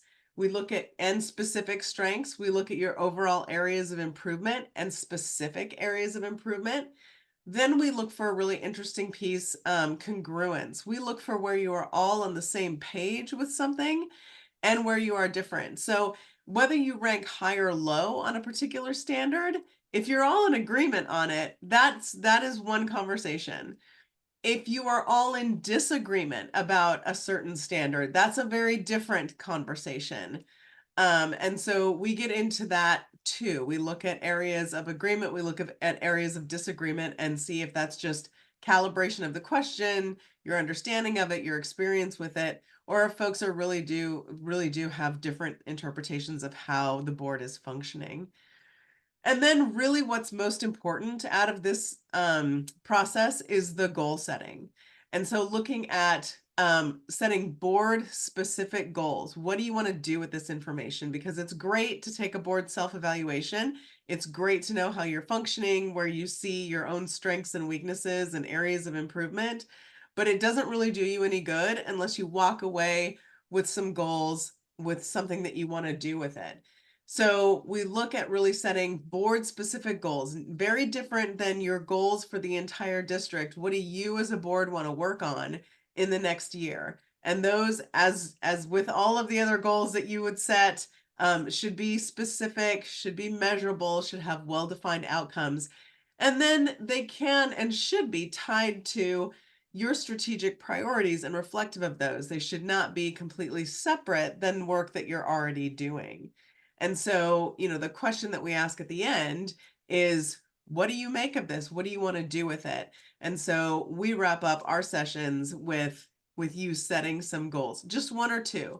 And we make sure that you leverage your strengths in looking at and working on your areas of improvement. And so all of that is tied up in research. What you come out of that with is a focus on research-based standards that are tied to student outcomes. And so, so we really believe in this tool, because if you're building goals based on what you need to improve as a result of what this tool said, you're making goals based on what the research says is good for student learning from the board level. So that's the board self-evaluation. Any questions on that piece? Is there a time of year that is best to maybe do this for the board? I mean, at the beginning, the middle, the end. I'm probably not the end, because you want to do it somewhat in the summer maybe, or what do you recommend? Yeah, we say sometime near the end of the school year cycle, either spring or prior to the school year is good. Not in the middle of the year, because it doesn't really help you set goals for the next year. A lot of times boards will do it before they're setting goals for the next year. So we did a lot of these over the spring, and that's a good time because you take that into the summer. But I would say, if you're doing it, I also know some boards that I'll be working with that are doing it as part of their retreat. So they'll be taking it, digesting the information, and then setting those goals as part of their summer retreat before the school year starts. Thank you. Any other questions on the self-evaluation? Thank you. Okay, I will move on to superintendent evaluation, and I'll talk about our tool with that. We've got a superintendent evaluation tool. We worked on this with COSA, And we worked on this 2020, I believe, early 2020, and came up with some standards and a process that we've been using for several years that we've gotten a lot of feedback on in that time, and that has really worked well for both boards and superintendents. So to go through the process really quickly, we have standards, which I'll go through really briefly, that you would rate your superintendent on. Then if they've got goals, you would also be looking at their progress on goals. There is this piece, evidence of performance, which you should have. Quarterly check-ins, which I'll talk about in a minute, having a self-evaluation and a portfolio of that kind of evidence. So what the feedback that we got a long time ago when we were asking boards to fill out this this evaluation tool for their superintendents was, hey, you tell us not to be in the middle of our superintendent's daily business, and yet we're supposed to rate them and evaluate them on things that require us to know a lot about what they do on a daily basis. And we were like, that's a really good point. And so we came up with in our tool a list of things for each standard that superintendents could produce. Now, it's not you have to come up with everything on this list, and it's not comprehensive, but it is indicative of the kinds of things that your superintendent may come up with that would give you an indication that he's meeting these standards, agendas for meetings, or, you know, kinds of activities that he's doing with staff, or et cetera, other documentation. And so that would be the portfolio, and often functions as a self-evaluation as well. You can do a community feedback thing through us called a targeted feedback survey. We don't do 360 surveys that we let the board write anymore. We found that there's a lot of risk involved in doing 360s, just open 360 evaluations where you just kind of put questions out there in the community. We found that over the years that those kind of can turn into accidental solicitations of complaints, even though nobody meant to do that. Or they didn't get, or the purpose wasn't really being told to the public. And so the responses, the data that came back wasn't really useful. And so what we did, and this is separate than the superintendent evaluation piece, we wrote a survey called a targeted feedback survey. All of the questions are aligned to the standards in the tool. And we have questions for staff and we have questions for community. And those are different because each of those groups would have different experiences with the superintendent. But the big point is that all of those questions are aligned to the standards. So when you're getting responses back, you're getting responses on the standards that you're going to be evaluating. And then, of course, you would do the formal evaluation. And so those are the steps in the process. The standards, really quickly, are visionary district leadership. How well does the superintendent share his vision for the district, and is it inclusive of community, implementing strategic priorities, reporting those back, ethics and professional norms, being ethical, being fair, being just, modeling that behavior and expecting it of others, an inclusive culture, supportive, inclusive culture, and evaluating for that in instruction and on staff, culturally responsive instructional leadership, so chooses curriculum or helps choose curriculum and guide teaching that is culturally responsive, so that students see themselves in the classroom and in curriculum to the extent that the superintendent's involved in that. Communications and community relations, having relationships with multiple constituencies, multiple partners, being involved. How does he interface with the community? Effective organizational management, so that's the management piece of this. This is about systems thinking, hiring and retention, relationships with your associations, etc. Financial management, again, being good steward of the money, aligning strategic priorities with the budget, and then policy governance and advocacy, which is advocating for the needs of the district, having a good relationship with the board, and being knowledgeable of all of the requirements that the district faces. So the timeline would be that the ideal timeline is you adopt an evaluation process and tool, and then you set goals. You set goals with your superintendent. We always recommend that you let your superintendent come forward first with their goals. So superintendent gets to say, here are my goals. And then you as a board discuss them. And if there are any tweaks that need to be made, or if you have input, that's great.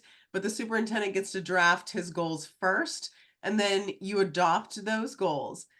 Then we have a process that we recommend, which is quarterly evaluative check-ins. So as you know, you can have the evaluation conversation in executive session, provided that you're sticking to an evaluation conversation. That can be had in executive session. We always say, no one likes surprises. You don't want to surprise your superintendent with anything. And no one wants to have a really high stakes evaluation just one time a year at the end and not get feedback throughout the year on how they're doing. So having a quarterly evaluative check-in is, which you can have if you are truly doing an evaluation check-in on the standards, on goals, on the things that you're going to formally evaluate. You can have that conversation in executive session and have that be a nice, candid, open conversation. And we recommend doing that quarterly so that if there is more support that's needed, it can be gotten. If things are going great, that can be shared. But that if there's any adjustment that needs to be made on goals or anything like that, that conversation can happen throughout the year, as opposed to letting it get to the end of the school year. And what we've been told is that that process is actually pretty transformative as far as everybody being on the same page throughout the year. Then you would do, if you wanted to do that community feedback, you could do that. And then finally is the formal summative evaluation at the end of the year. That's that process. Questions about the superintendent evaluation process? So when you're saying at the end of the year. Yeah. What do I mean? Contract renewals are not at the end of the year. That's right. That's right. So what we say about the superintendent's piece is the first place we suggest looking is in the contract. So a lot of superintendents have in their contract, the evaluation needs to be done by June 30 or some other date. If it doesn't say that in the superintendent's contract, we do recommend going with that March 15th date. Because if you are doing a new contract or something like that, you want to make sure your evaluation is done before moving into a new contract period. So then it's March to March. And it's a little bit awkward, but you're using some of this year and then last year's data. But unless it says otherwise in the contract, we recommend that March to March piece. Okay. Thank you. Mm-hmm. Any other questions? So we're a little late in the process. Would we be able to jump in, say in August with, I mean, yeah. So if we decided in our retreat, August retreat, that, okay, we want to change from our current process to one handled by you, would that be too late? No, not at all. We get requests throughout the year. We say, I mean, that's much better timing than some of the requests I've gotten, which are like, in February, hey, Kristen, can you come and have this done by March? No, I would say that, you know, even if you don't have that full year cycle, getting on a cycle and giving both yourself and your superintendent some time to prepare for that, and still adopting a process, tool, and a timeline for the rest of the year is really important. That, of course, all has to be done in public session. But doing that as soon as possible, so even in August, is really important. And then you can at least have a couple of check-ins or maybe 3. I mean, they don't have to be quarterly. They can be whenever you want. But that's fine. That is way earlier than many districts do.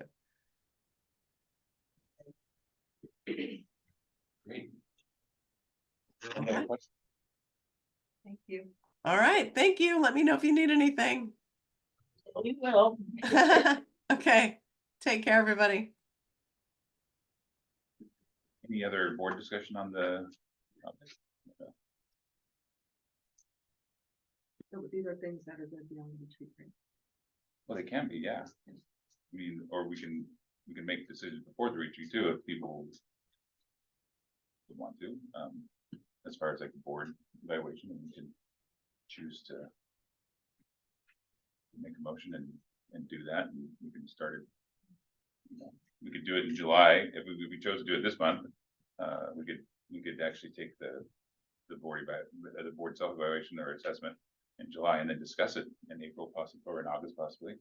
Or we can have a work session after the retreat to discuss, you know, the goals and the things that she was talking about. So if we wanted to wait until So the retreat, we have a date on August 6th. It's on the calendar, which is on the website. it. So we, because we're a small district, I'm always concerned about spending money outside of the classroom. Do we have a I think sense of how he much? budgeted, I think. We looked at the cost, I can't remember the exact amount, but it was less than $1,000, and I put it in the Okay, school board budget for 24-25, in case you wanted to do. okay.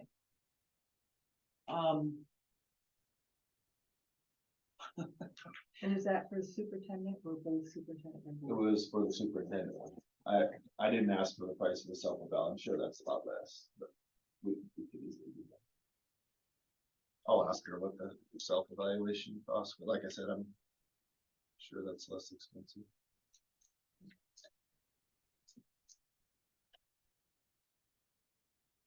We don't have to make a decision tonight, so we can wait till next month, we can wait till the retreat. I mean, it's fine, it's up to you, but I put it out there that if you wanted to get the ball rolling, we could do that, or I think that would be a great item for the agenda in July. Or is that too late? No, No. I'll look at the costs, get it firmed up, and maybe come up with a proposal for you to consider in July timeline, what we want on the agenda in August. So, plenty of And time. that's the board self-evaluation. Yeah, I'll get information for both. Okay, all right, that sounds good. that I'm sound not- good? Sure, I am prepared to make a motion or a decision. We can wait till July, yeah, that's fine. All right, if there's nothing else, we'll move on to reports. Fern Ridge Education Association's up first. All right. No offense, but I'd rather be watching the Celtics hopefully than the Well, then, We did have some successful end of the year adventures with outdoor school. The 5th grade track meet, field days. We had the shadow days with the 8th graders coming up to visit the high school. We had some barbecue luncheons, we had music concerts. Awards night, kindergarten graduation, 5th and 8th grade promotions, high school graduation, and exams for some. We do have the kids program at Elmira Elementary that's running from July 8th to August 22nd for incoming kindergartners. I'm not sure if that's full yet though. Everyone classified to certified to admin to students and parents guardians deserves a much needed break. Relax and do something, do what makes you happy. Spend time with family and friends. I was reading an article just today that Oregon is ranked #2 for outdoorsy state. Get outside. We'll see you guys in August. We're sure students will be more mature and staff will have more gray hairs. 1 year closer to graduating and 1 year closer to retirement. And then a thank you, Michelle Smith. On behalf of FRIA, we just wanted to say thanks for these past several years. And we are sad to see you go at the end of August. You are patient and always smiling. You respond promptly to emails and answer everyone's questions, even if the same one has been asked over and over. Your communication and updates are always appreciated. You're a positive person, even if it hasn't been a great day. We appreciate you. You will be missed, and best of luck in your new endeavor. Thank you.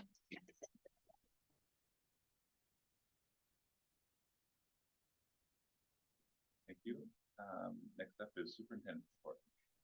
We have a long meeting, so I'll be brief. I just wanted to touch on one topic, and that was to thank the folks that volunteered with the community pack. Obviously, when you pass a bond by 59 votes, it had a tremendous impact. So I know a lot of board members were involved, a lot of staff, certified and classified.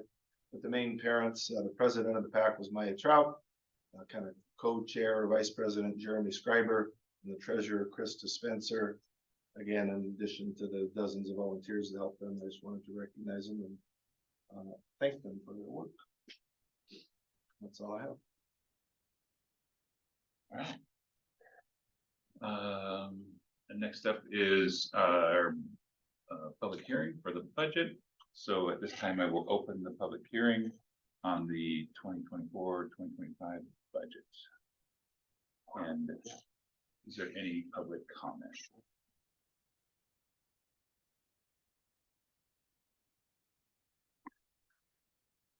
All right.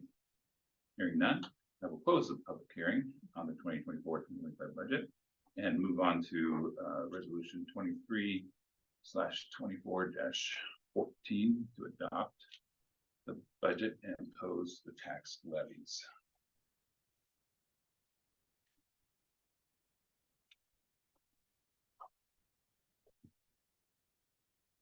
I move that we approve resolution number 23-24/14 to adopt the budget for fiscal year 2024-2025 in the amount of $61,746,409.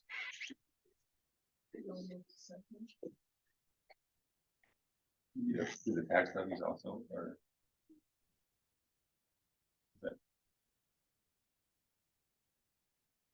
That doesn't need to be separate, we can do it in this too. Okay. So do you want to? I would also like to add that I would like to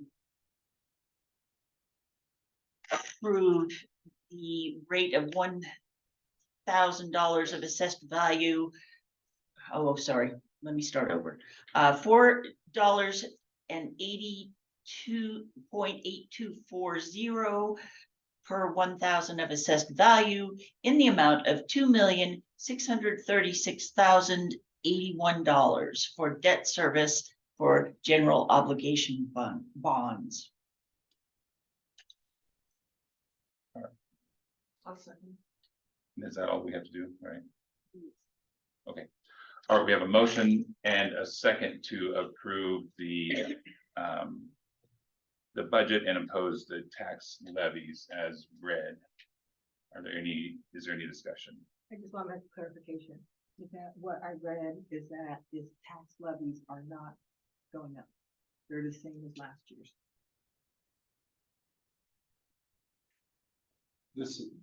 This does not have to do with the bond. This is just a standard This is a property tax rate for all schools. This has nothing to do with bond So, tax rate. that amount for debt service for general obligation bonds is for the previous bond. So $4.82. I think That's our permanent tax rate. Yeah, permanent for everybody. You know, I think in every school district in Oregon, the permanent tax rate is the same. So it's not a bond, it's not debt we're paying.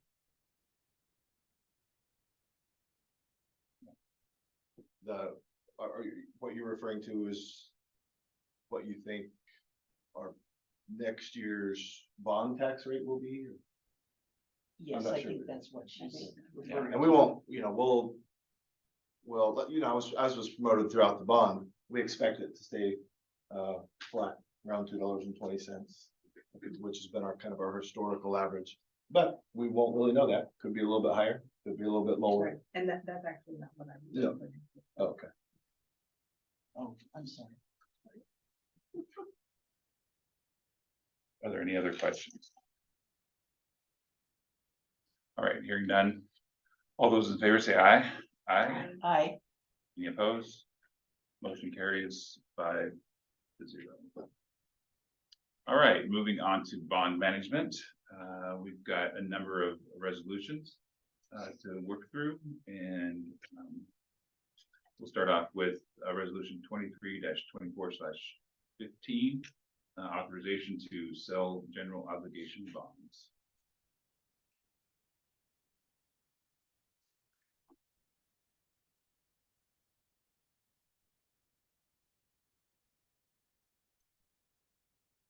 I move that we approve resolution number 23-24/15.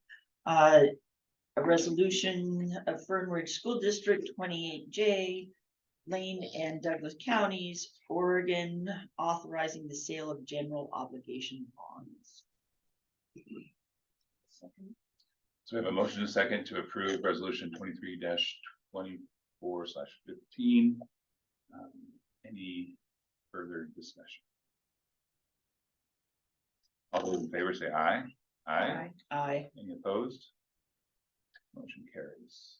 Next is resolution 23-24/16, authorization to sign the Oregon School Capital Improvement Matching Grant Agreement. The awesome grant that we received. I move that we approve the resolution number 23-24/16, authorization to sign the Oregon School Capital Improvement Matching Grant Agreement. It's a mouthful. As Yeah, written. tell me about it. So a motion is second to approve resolution 23-24/16. Any other discussion? All those in favor say aye. Aye. Aye. Any opposed?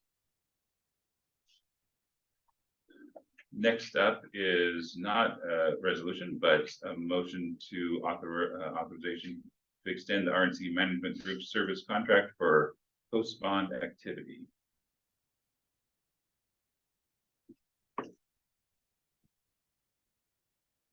This is basically, we've had a good relationship with RNC management the last several years.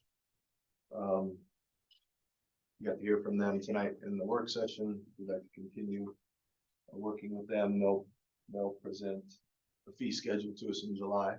Okay? Assuming you vote to continue to work with them. I move that we extend the Service contract. service contract, thank you, with RNC Management Group. So a motion is second to extend the service contract to RNC Management Group for post-bond activity. Any other discussion? So I actually do have a question. I don't think there's gonna be any concern. I don't see anything with that or anything, but so tonight is just an authorization to extend it. Right? It's not giving a final approval until after. We'd be hiring them tonight. Tonight. They'll give us, we won't have a signed contract for a while, but we're now, you passed tonight, agreed to engage with RNC management for all post-bond activities. So 2 years ago, we hired them to engage in all our pre-bond activity. And so that work is coming to an end. We have a contract. We're about ready to close out with them. Now we want them to give us a new contract, help us with all our post-bond activity, our scheduling, all the stuff they went over tonight. With that authority, that's what we'll work on the next few weeks. We'll sign that contract, get the proposal, approve it next month. Did I describe that right, Mr. Rose? Any other discussion? Hearing none, all those in favor say aye. Aye. Aye. Any opposed? Motion carries 5-0. Next is the approval of bond management plan, which we went over prior to this meeting. Right, just so you know, like Scott did mention, but just to make sure you understood, he did meet with us for a couple hours, a week or so ago. We went through all this, it all looked good. There might have been some minor tweaks, but nothing significant. So I definitely am in support of the plan. As Scott mentioned, if you had anything based on the presentation today, you knew you wanted to alter, change, or adjust, that I would probably get them that information sooner rather than later. So your options tonight would be to just approve this plan as is. Assume it doesn't mean that it's locked in stone for the next 3 years. We could always have a discussion about what's working well or if something's not. At the same time, if you wanted to look this over a little more closely or ask questions over the next few weeks and approve it in July, that'd be fine as well, I assume. But will that delay any movement? I don't think so. You know, We one approve thing- it for temporarily for 30. yeah, he did days. mention, you know, you could approve it tonight, but with the contingency that, hey, I want to look this over and ask some questions in the next few weeks and maybe have some for them when we come in July.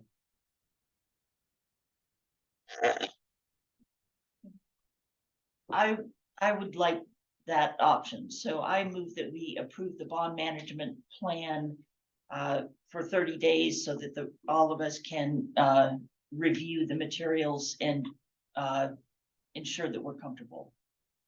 Okay, we'll have it on the agenda in July to approve with any edits. My only ask would be the questions or things for consideration, not that we won't talk about them in July, but they're sooner you can get them so that they can address them.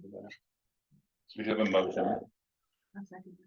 We have a second for the motion. Any other, motion is second to approve the bond management plan for 30 days and vote again in July, or propose the motion in July. Any other discussion? Hearing none, all those in favor say aye. Aye. Any opposed? All right, moving on to discussion items. Looks like we've got English language proficiency curriculum adoption. Yep, that's me. And there's not, I didn't do a slide deck or anything. Kind of like I shared last month, we had a Title III audit through ODE. It's a 19-page rubric. Essentially, you just get selected every couple of years and you go through and you check all your policies, all your documents. And then as you go through things, you're either in compliance or partially in compliance, partially aligned. If you're partially aligned, it means you've got most of the things in place, but you're missing a component, so you're not in compliance. So when they got to our core comprehensive curriculum, which is a standalone English language proficiency curriculum, we don't have that in place. What we had was we adopted an ELL supplement with our ELA curriculum 2 years ago when we were supposed to do that.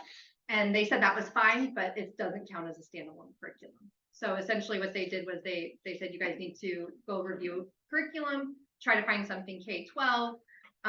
It's tricky because we only have 16 kids out here. We explained our process and how we serve our kids. They range from emerging to advanced. If they're advanced, they don't get services. They're still on our radar, but they're essentially graduated out of the program. Just because English is not their first language, they take an alpha screener every year. So I pushed it out to our last year's ELD teacher or previous year's, Mr. Wagner, and then our teacher that's coming in next year because of his retirement. And also Jennifer Snyder recommended we look at Vistas, which is what we use for Spanish and German at the high school. So we got samples of all of that, and everybody on the team liked the one. It's called Get Ready. It's K-12.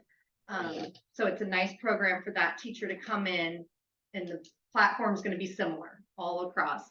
And essentially what this would be is it would be a starting place for our newcomers and our kiddos that aren't at that level of just getting classroom support or teacher support.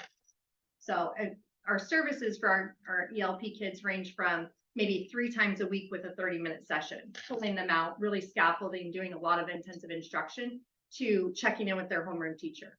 How are their classes doing? How are they feeling? Things going okay? Checking in with the student. So that's what I would like to propose, is that the board approves the Get Ready K-12 ELP curriculum. If there's anything else, or if you have any other questions. I'll say the only person that came in to look at it from the community was Ms. McCann, and we had 0 input on our community input again. But it's there if anybody wants to see it.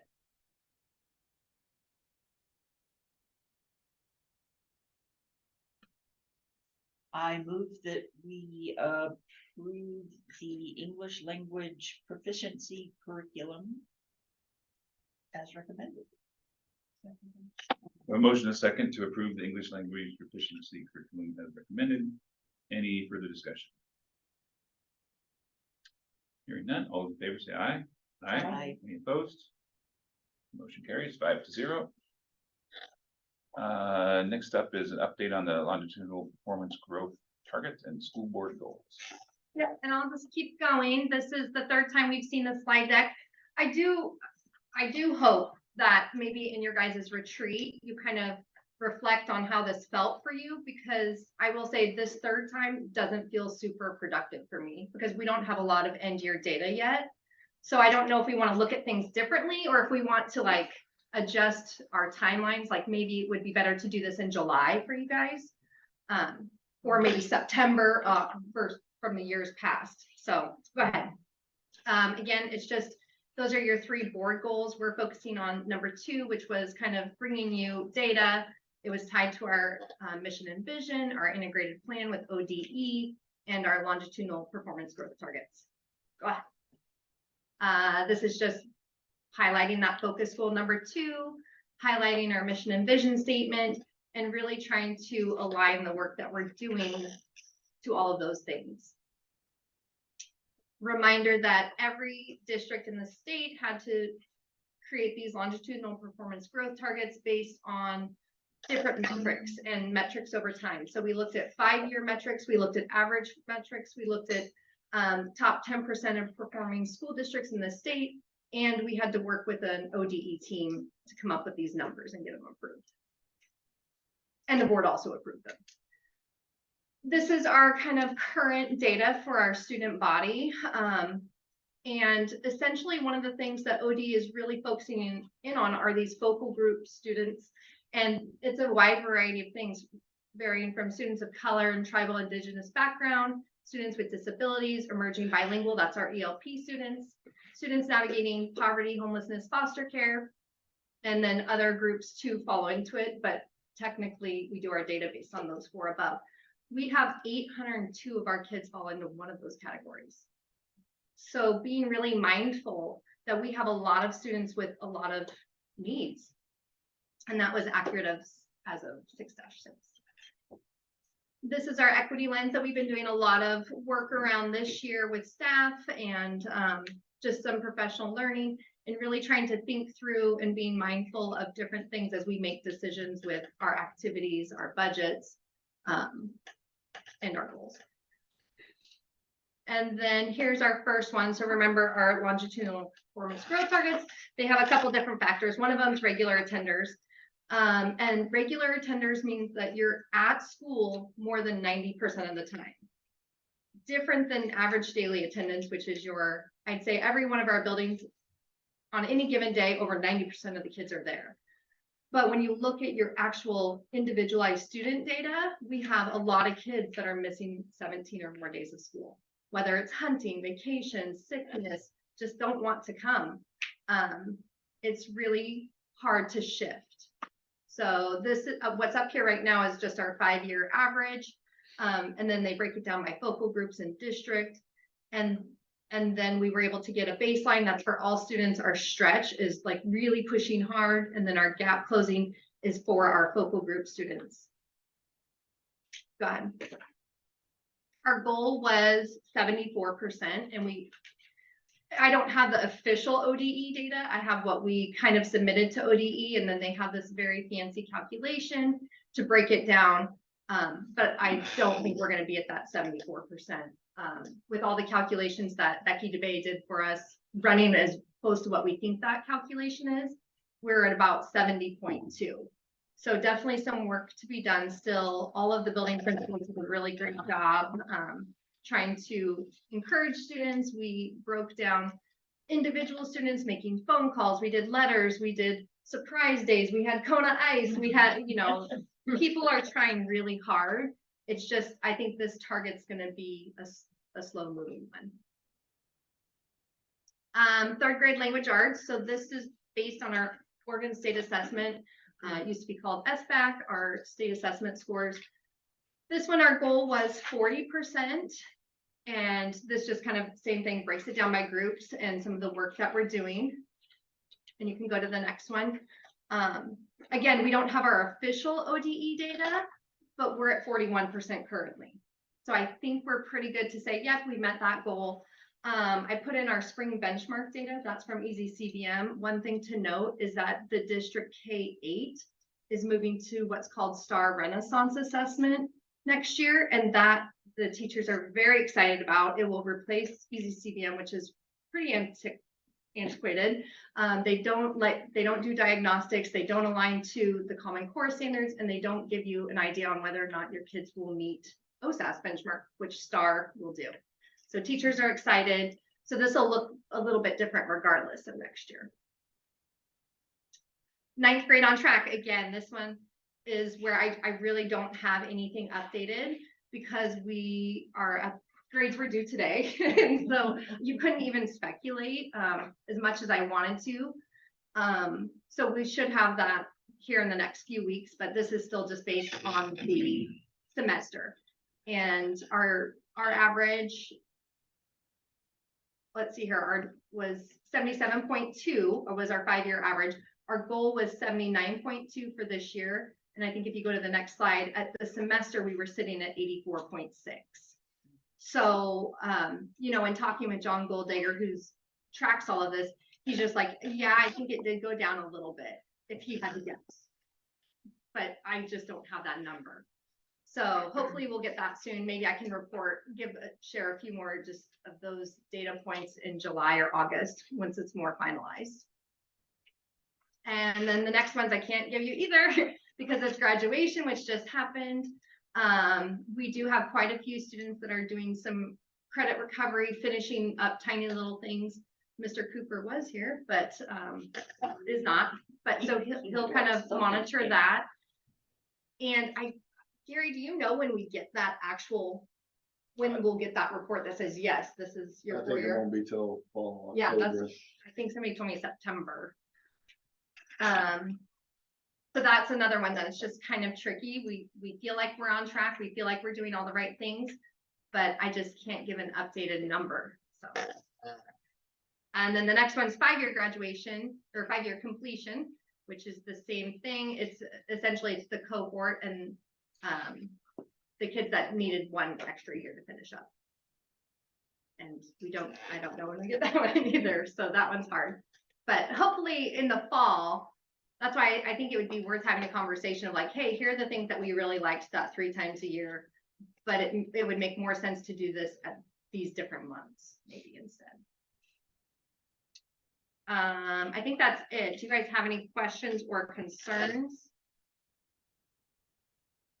I think the last thing I would share is that if anybody wants to be more involved as we go through, next year we resubmit our entire integrated plan again and have to go through the whole process again.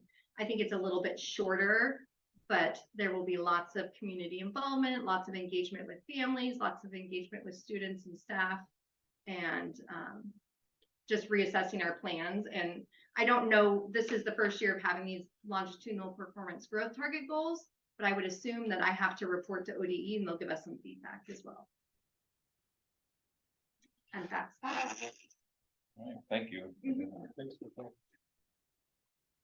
All right, moving on, we've got second reading for proposed policy updates.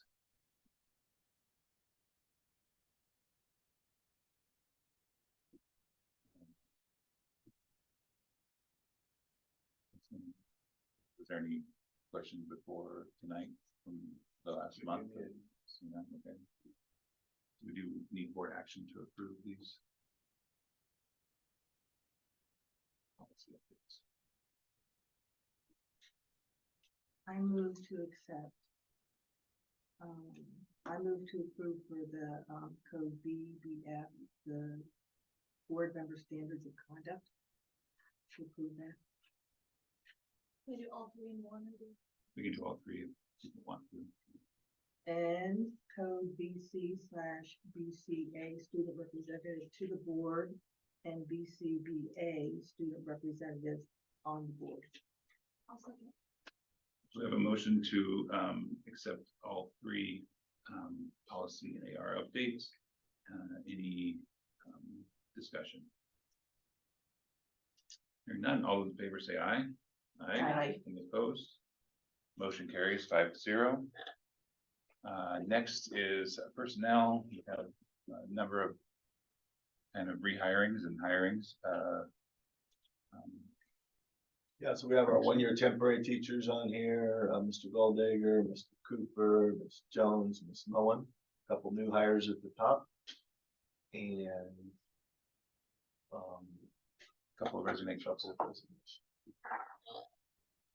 And we do require board action. I move that we approve the licensed employees resignation / new hires, transfer and other as outlined. I'll second. We have a motion and a second to approve the licensed employees resignation, new hires, transferred to others. Any discussion? Hearing none, all those in favor say aye. Aye. Any opposed? Motion carries. Just for information, we do have the other employees classified and coaches and non-licensed personnel report, I should say. We have a few resignations and some transfers of personnel within the district. There's no questions on that. Any late items or closing comments? Oh, interesting. Brian Chambers is gonna be the, yeah, All right, as far as upcoming events, I don't really have any. I know I've seen some advertising, social media for sports camps that are being held at the high school. So if there's nothing else and there's no objection, I will adjourn. Thank you all for being here.